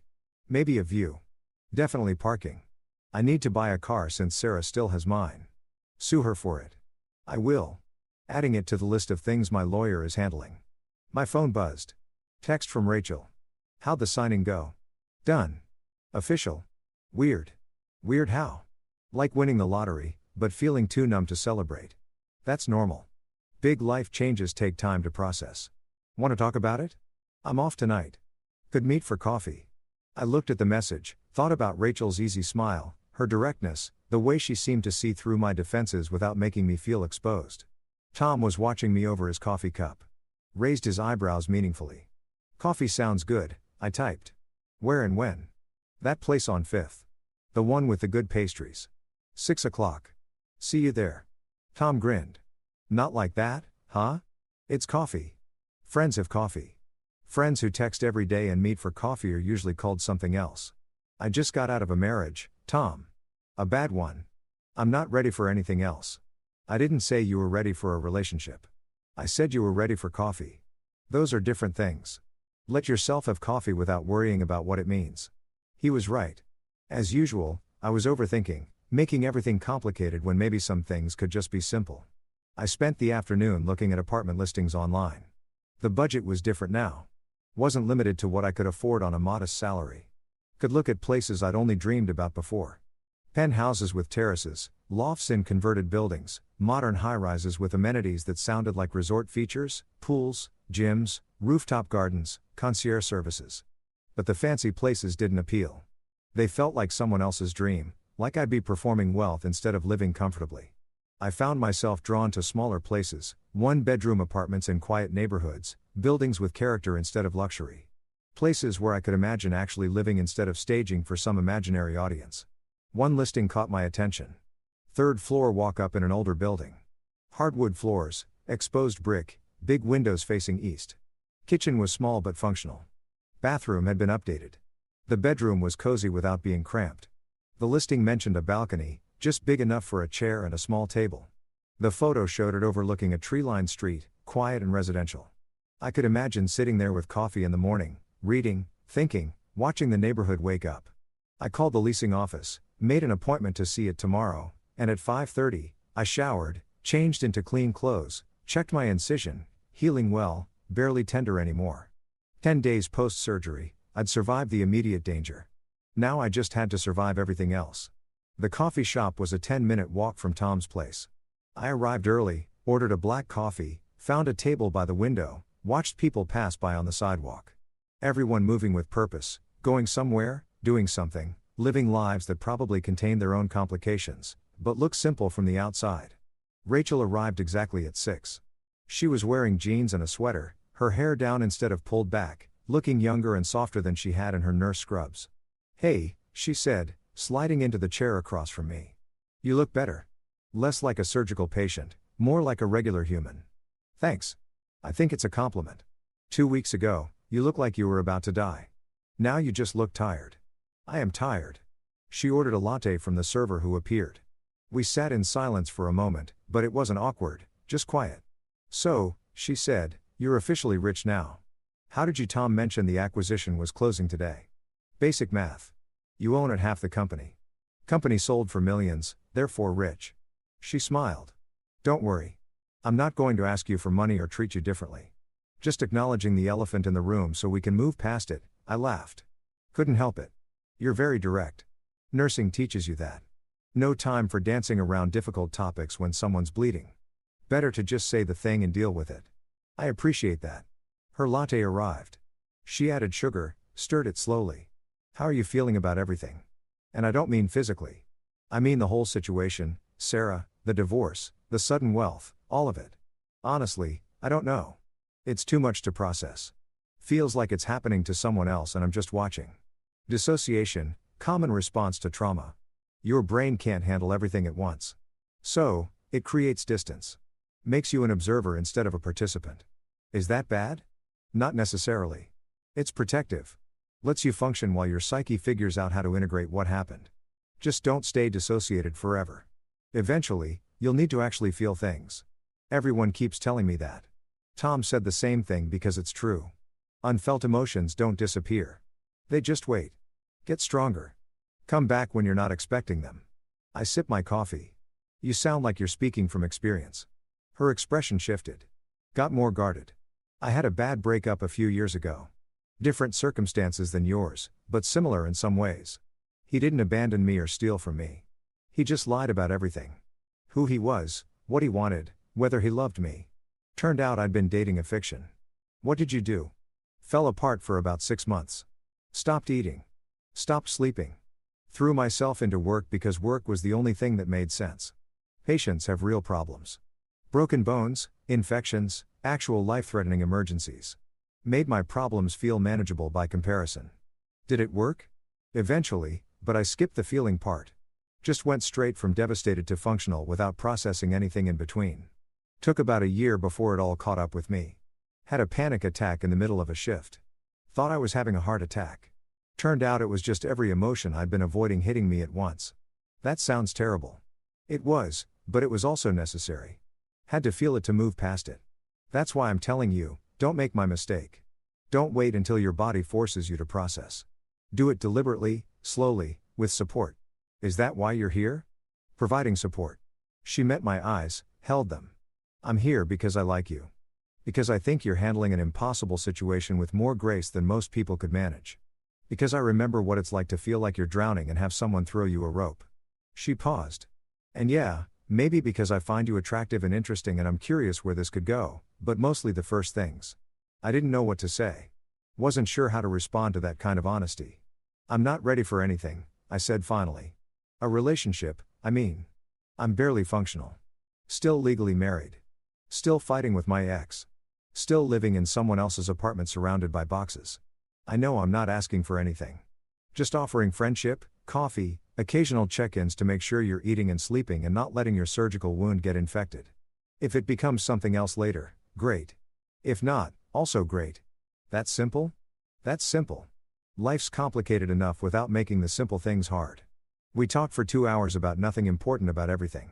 She told me about her job, about difficult patients and miraculous recoveries and the strange intimacy of caring for people at their most vulnerable. I told her about building the company, about late nights debugging code, about the strange satisfaction of solving impossible problems. We didn't talk about Sarah. Didn't talk about the divorce or the settlement or any of it. Gave that part of my life a rest. When we finally left, the sun had set and the street was dark except for pools of light from street lamps. Walk you to your car? I asked. I took the bus. Walk me to the stop. We walked slowly, not holding hands, not touching, just walking side by side in comfortable silence. At the bus stop, she turned to face me. This was nice. Let's do it again. I'd like that. Good. Now go home. Take your medication. And get some rest. You're still healing. Yes, ma'am. She smiled. Stop calling me ma'am. Makes me feel old. What should I call you? Rachel works fine. The bus arrived. She climbed on, waved through the window. I watched it pull away, carrying her into the night, and felt something in my chest that might have been hope.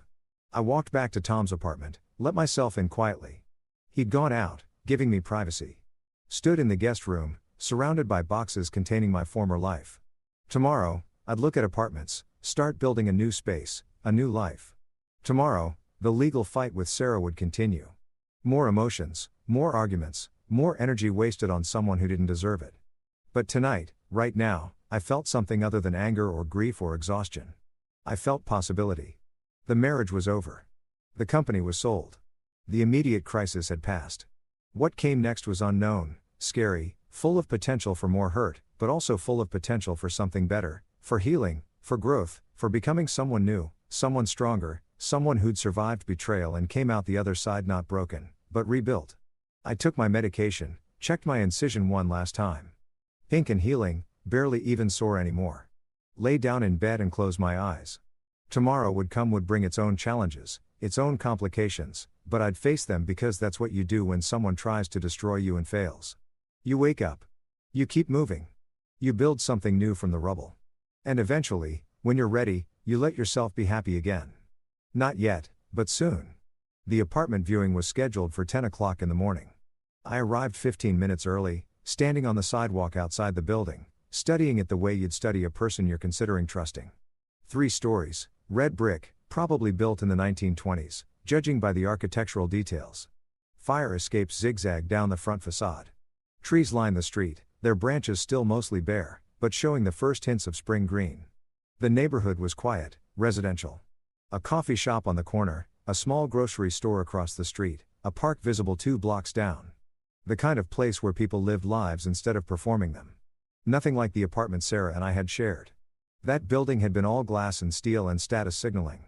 This was brick in history and the comfortable wear of time. The leasing agent arrived exactly on time. A woman in her 50s named Patricia, who had the efficient warmth of someone who'd spent decades helping people find homes.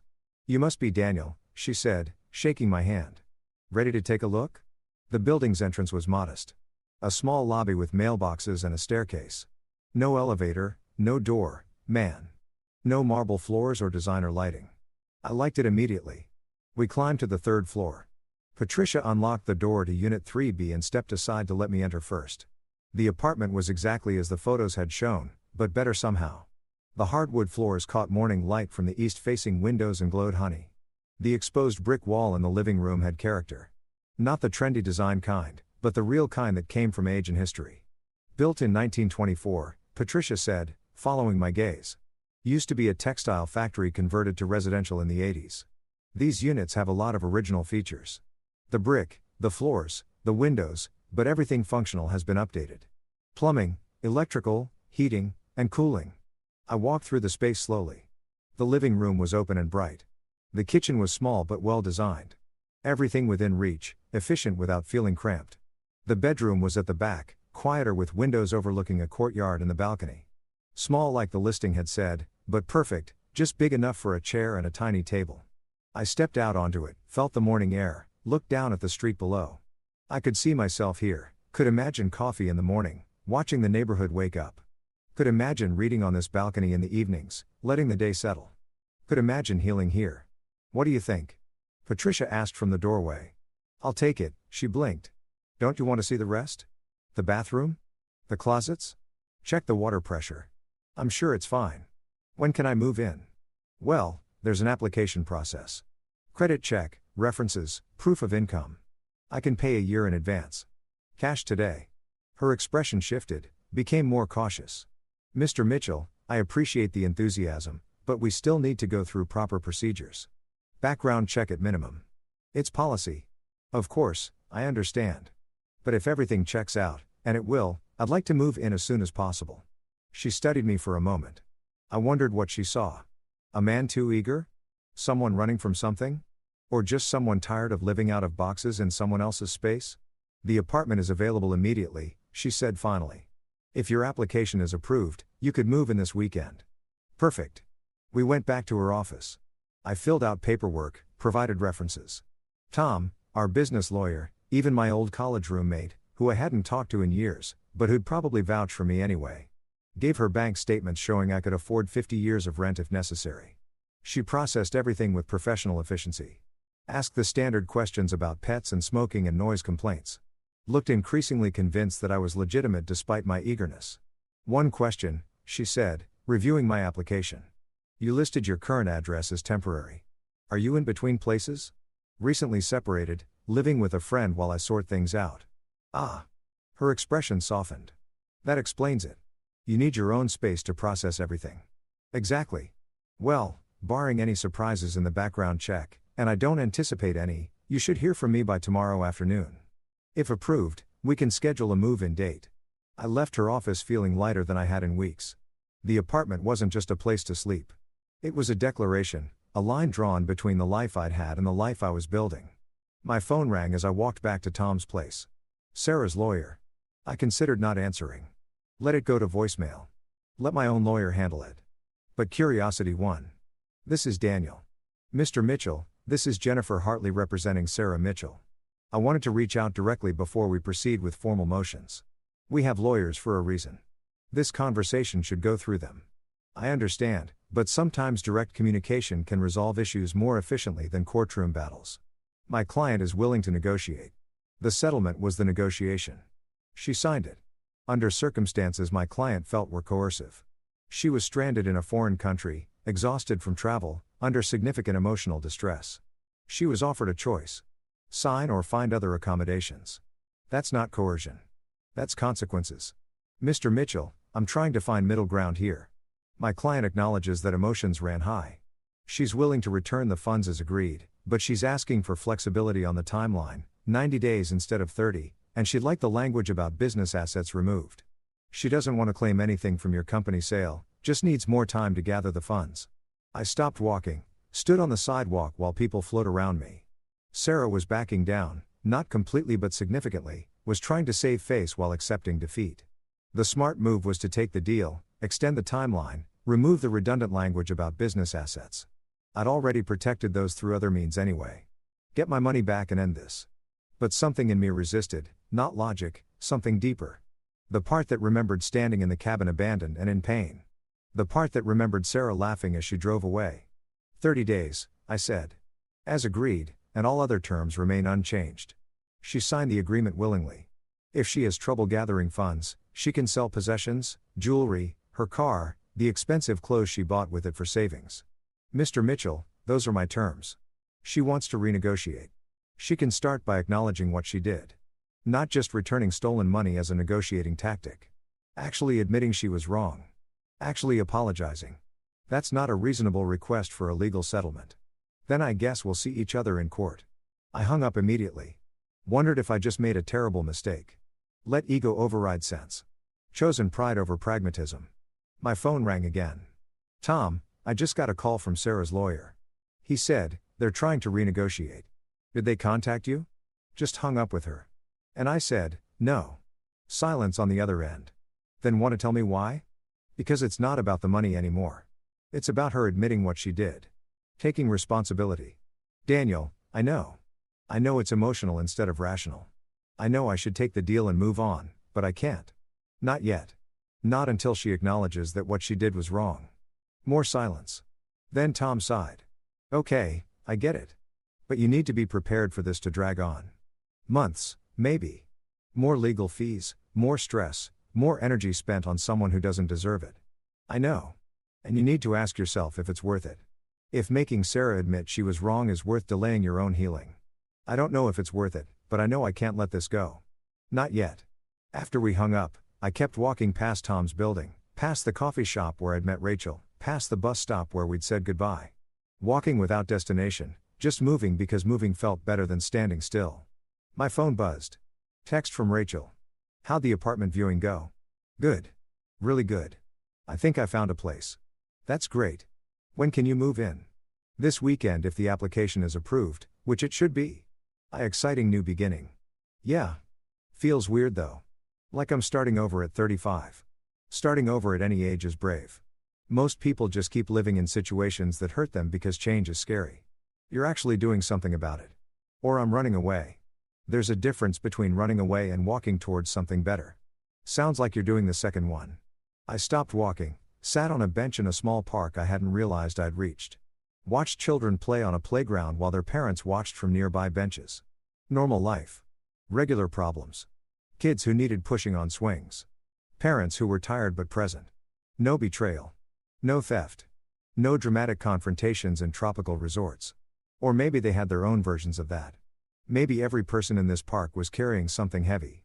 Maybe everyone was fighting battles I couldn't see from the outside. You free tonight? I typed to Rachel. Depends. What did you have in mind? Nothing fancy. Maybe take a walk. I need to get out of my head. Meet you at the park on 7th at 6 o'clock. Perfect. The day passed in administrative tasks. I called my car insurance company, reported that Sarah still had my vehicle, started the process of getting it returned or compensated. Called the moving company Tom had recommended, scheduled them for Saturday morning, assuming the apartment application went through. Organized my belongings, the boxes from the storage unit, the items I'd recovered from the apartment. Made a list of what was missing, what was damaged, what I'd need to replace. The guitar went into its case. I'd take it to a repair shop once I moved. See if it could be fixed or if I needed to accept that some things, once broken, stayed broken. My grandmother's dishes, most were cracked or chipped. I kept them anyway. Evidence for the legal case, yes, but also because they were hers. Because some things mattered beyond their monetary value. At 5:30, I changed clothes. Nothing fancy. Jeans, a sweater, comfortable shoes for walking. Checked my reflection in the mirror and barely recognized the person looking back. Thinner, the stress and recovery had stripped weight I couldn't afford to lose. Dark circles under the eyes from too many nights of interrupted sleep, but also something else. Something harder around the jaw. Something more defined in the eyes. I looked like someone who'd been through something, someone who'd survived. At 6 exactly, I arrived at the park. Rachel was already there, sitting on a bench near the entrance, wearing running shoes and a jacket despite the warming weather. Ready to walk? She asked. Ready?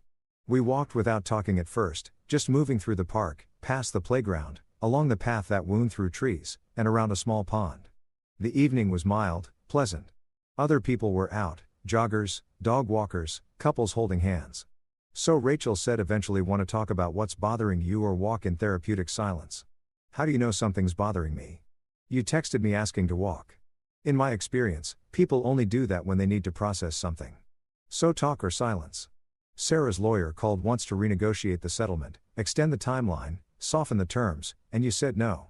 Why? Because she hasn't admitted she was wrong, hasn't apologized, just wants to modify terms that are inconvenient for her.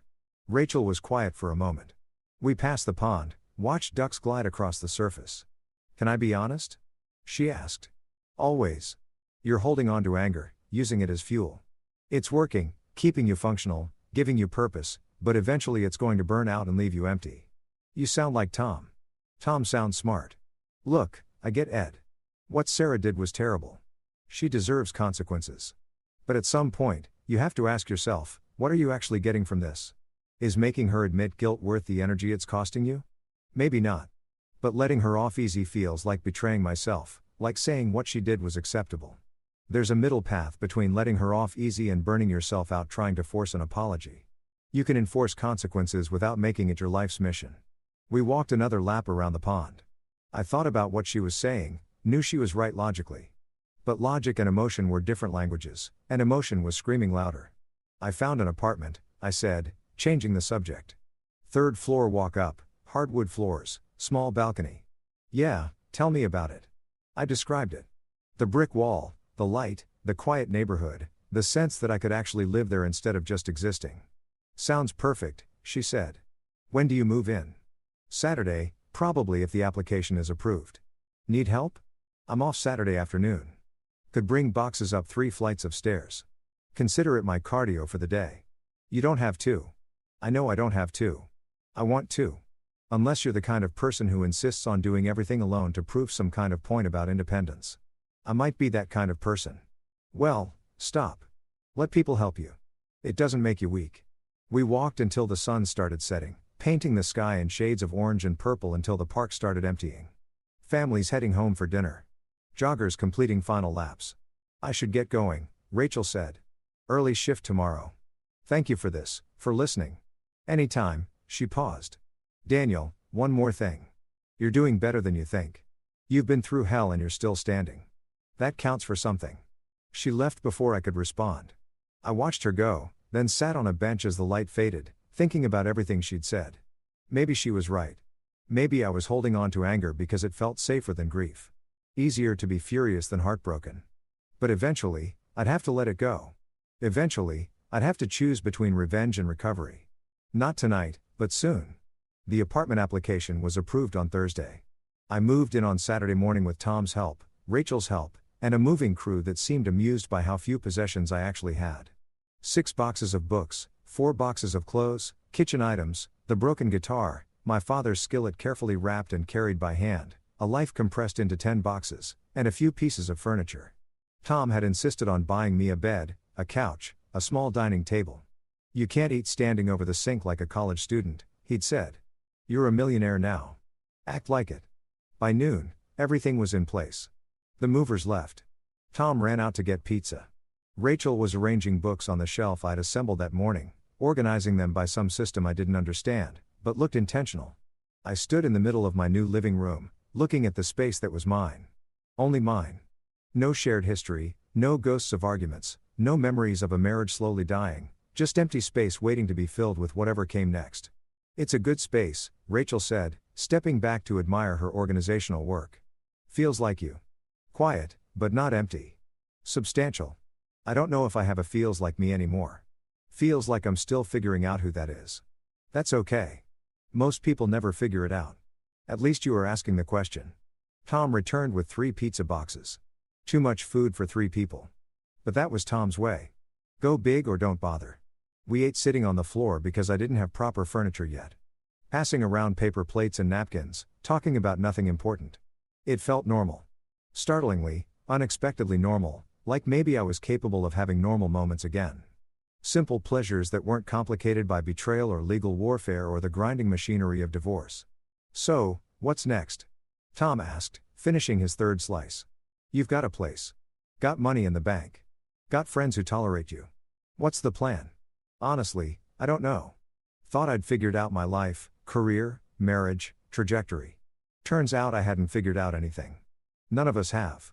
We're all just improvising and hoping it looks intentional. He paused. But seriously, what do you want? Not what you think you should want. What actually matters to you? I thought about it. Really thought about it. Peace, I said finally. I want to wake up and not immediately think about Sarah. Want to go a whole day without anger. Want to feel like I'm building something instead of defending against something. That's good, Rachel said quietly. That's healthy. But I'm not there yet. Still too angry. Still too focused on making sure she pays for what she did. She is paying, Tom pointed out. The settlement, the damaged career. Marcus probably blames her for his legal troubles.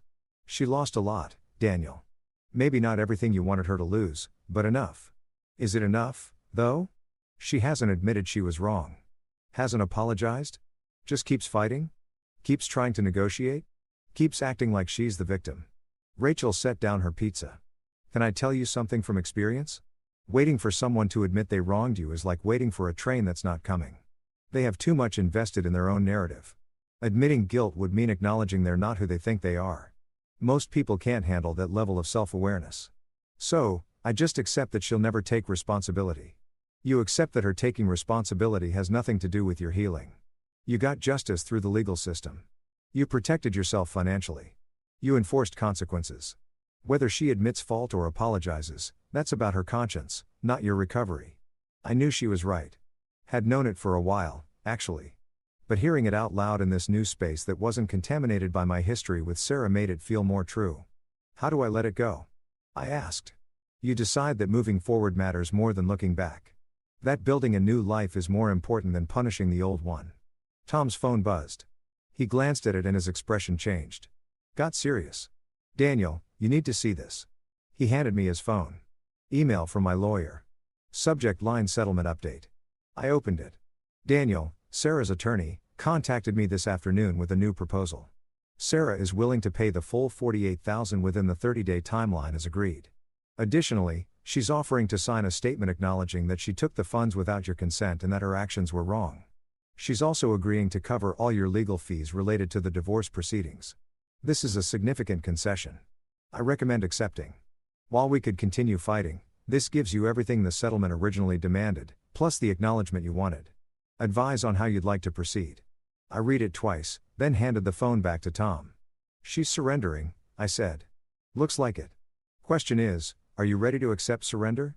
Was I? I'd been fighting for so long that accepting victory felt strange, anticlimactic, like the story was ending without a proper climax. But maybe that's how real life worked. Maybe not every conflict ended with dramatic confrontation. Maybe sometimes people just stopped fighting, admitted defeat quietly, moved on. Tell her I accept, I said. All terms. End it. Tom nodded, started typing a response to my lawyer. Rachel touched my arm. How do you feel? I don't know. Relieved, disappointed, both. Victory doesn't always feel victorious. Especially when what you won was just not losing everything. Poetic. True, though. We finished the pizza. Tom left around 3, claiming he had plans, but probably just wanting to give Rachel and me space. Rachel stayed, helped me unpack boxes, hung pictures on the walls, prints I'd bought from a local artist. Nothing expensive, just images that felt calming. A forest scene, a mountain landscape, a seascape at sunset. No photos? She asked, noticing the absence of personal pictures. Don't have many. Sarah took most of them. The ones of us together. Didn't want to keep those anyway. What about family? Friends? My parents are dead. Father died 5 years ago. Mother when I was a kid. No siblings. Tom's the closest thing I have to family. That's sad. It's just facts. Can't miss what you never had. She gave me a look that suggested she didn't believe that, but didn't push. By evening, the apartment looked lived in. Books on shelves, clothes in the closet, kitchen organized. My father's skillet hanging on a hook by the stove. I'd never use it probably, but having it visible felt important. Rachel and I sat on the balcony as the sun set, drinking cheap wine from the grocery store, watching the street below as neighbors came home from work, as lights turned on in windows, as the day transitioned into night. This is nice, she said. Peaceful. Yeah. You going to be okay here alone? I think so. Spent too long not being alone. Need to remember how to be comfortable with myself. That's wise. A lot of people jump from relationship to relationship because they can't handle their own company. Is that a subtle way of telling me not to get involved with anyone too quickly? She smiled. Maybe. Or maybe it's a less subtle way of saying I'm interested but patient. I can wait until you're ready, if you're ever ready. And if I'm not, then we stay friends. I'm not going to pressure you, Daniel. You've been through enough pressure. We sat in comfortable silence as darkness settled over the city.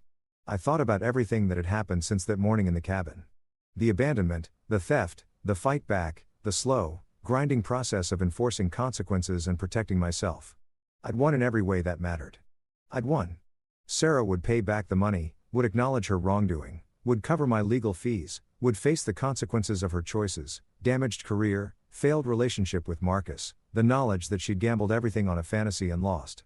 I had money, had freedom, had a new home and new possibilities. But I didn't feel triumphant. Didn't feel the satisfaction I'd expected. Just tired and ready to stop fighting. I'm going to drop the contest, I said suddenly. Rachel looked at me. What contest? Sarah's lawyer has been fighting the settlement, claiming duress.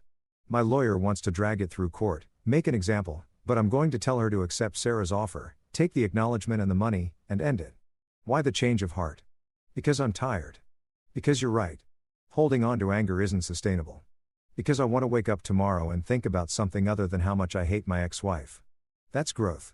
That's exhaustion. Sometimes they're the same thing. My phone buzzed at a text from Tom.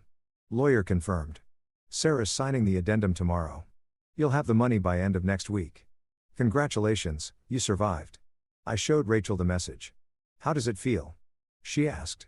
Weird. Anticlimactic. Like I prepared for a war and got a negotiated surrender instead. Most wars end that way, with paperwork and signatures instead of dramatic final battles. Doesn't make for a good story. Makes for a better life, though. We stayed on the balcony until the wine was gone and the street was quiet until Rachel said she should get home early shift tomorrow. Needed sleep. I walked her to the door. She paused in the doorway. Daniel, one more thing. You did good. You protected yourself without becoming cruel. You enforced consequences without losing yourself. That's harder than it sounds. Doesn't feel like I did good. Feels like I just survived. Survival is good. Survival is the foundation everything else is built on. She left. I closed the door and stood in my new apartment, listening to the silence. It was different from the silence in the cabin that had been isolating, threatening. This was peaceful, safe. I thought about Sarah. Wondered how she was feeling right now.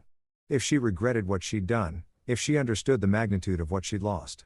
Not just the money, but the opportunity for the life we could have built together. If she'd been honest about her unhappiness. Probably not. People rarely understand their own mistakes in real time. Usually took years of distance and perspective. Maybe she'd figure it out eventually. Maybe she'd look back and realize that stealing $48,000 had cost her access to $2 million. That abandoning someone after surgery had destroyed any chance of an amicable divorce. That choosing Marcus had meant losing not just a husband but the stability, partnership, and future they'd been building. Or maybe she'd never figure it out, would rewrite the story in her head, make herself the victim, blame me for everything that went wrong. Either way, it wasn't my problem anymore. I was done carrying her choices, done letting her actions define my life, done being the person she'd tried to break. I walked through my new apartment one last time before bed, checked the locks, adjusted the curtain, set my coffee maker to brew automatically in the morning. Simple actions, normal actions, the building blocks of a regular life. In the bedroom, I unpacked the last box. Found a framed photo I'd forgotten I had. Me and my father at the cabin taken years ago. I was maybe 25. He was healthy then, strong, smiling at the camera with that quiet confidence he'd always had. I set it on the nightstand, looked at it for a moment. I survived it, I said to the photo, to him, to the memory of the man who taught me about self-reliance and quiet strength. Just like you knew I would. The photo didn't answer, but I felt something settle anyway. Some sense that I'd passed a test, that I'd been broken and had put myself back together differently than before, but whole. I lay down in my new bed in my new home, and waited for sleep. Tomorrow would bring the final signatures, the official end, the closing of a chapter that had been painful and transformative and necessary. And then what? Then I'd figure out how to be happy, how to build a life based on what I wanted instead of what I was fighting against. How to be someone who'd been hurt but hadn't let hurt define them. Then I'd wake up and not think about Sarah. Would drink coffee on my balcony. Would maybe text Rachel and see if she wanted to get dinner. Would call Tom and thank him for everything. Would take my broken guitar to the repair shop and see if it could be fixed. Would start treating each day as a beginning instead of a recovery. Would learn how to live instead of just survive. Outside the city hummed with life. Millions of people with their own stories, their own betrayals, their own battles with whether to choose anger or healing. I chose healing not because I was noble near enlightened, but because anger was exhausting and I was tired of being tired. I closed my eyes. Somewhere in the darkness, I felt the weight begin to lift. Not all at once, Not completely, but enough. Enough to breathe. Enough to hope. Enough to believe that what came next might actually be better than what came before. The incision had healed. The apartment was mine. The money was coming back. The justice was served. Now came the harder part. Now came living. But I was ready. Or I would be soon. 3 months later, I sat on my balcony with morning coffee, watching the neighborhood wake up. The trees were fully green now. Summer had arrived, gentle and warm. Rachel sat across from me, still in pajamas, reading something on her phone and occasionally laughing at whatever she found amusing. We'd been together, officially together, for 6 weeks, slowly, carefully, with both of us aware that I was still healing from wounds that went deeper than surgery. It was working. We were working. The divorce had finalized a month ago. Sarah had signed everything, paid everything, disappeared into whatever life she was building with Marcus or without him. I didn't know and didn't care. Tom had started a new company, had asked if I wanted in. I'd said maybe. Wanted time to figure out what I actually wanted instead of just rebuilding what had been taken. My guitar was fixed, played beautifully. The repair shop had done something magical.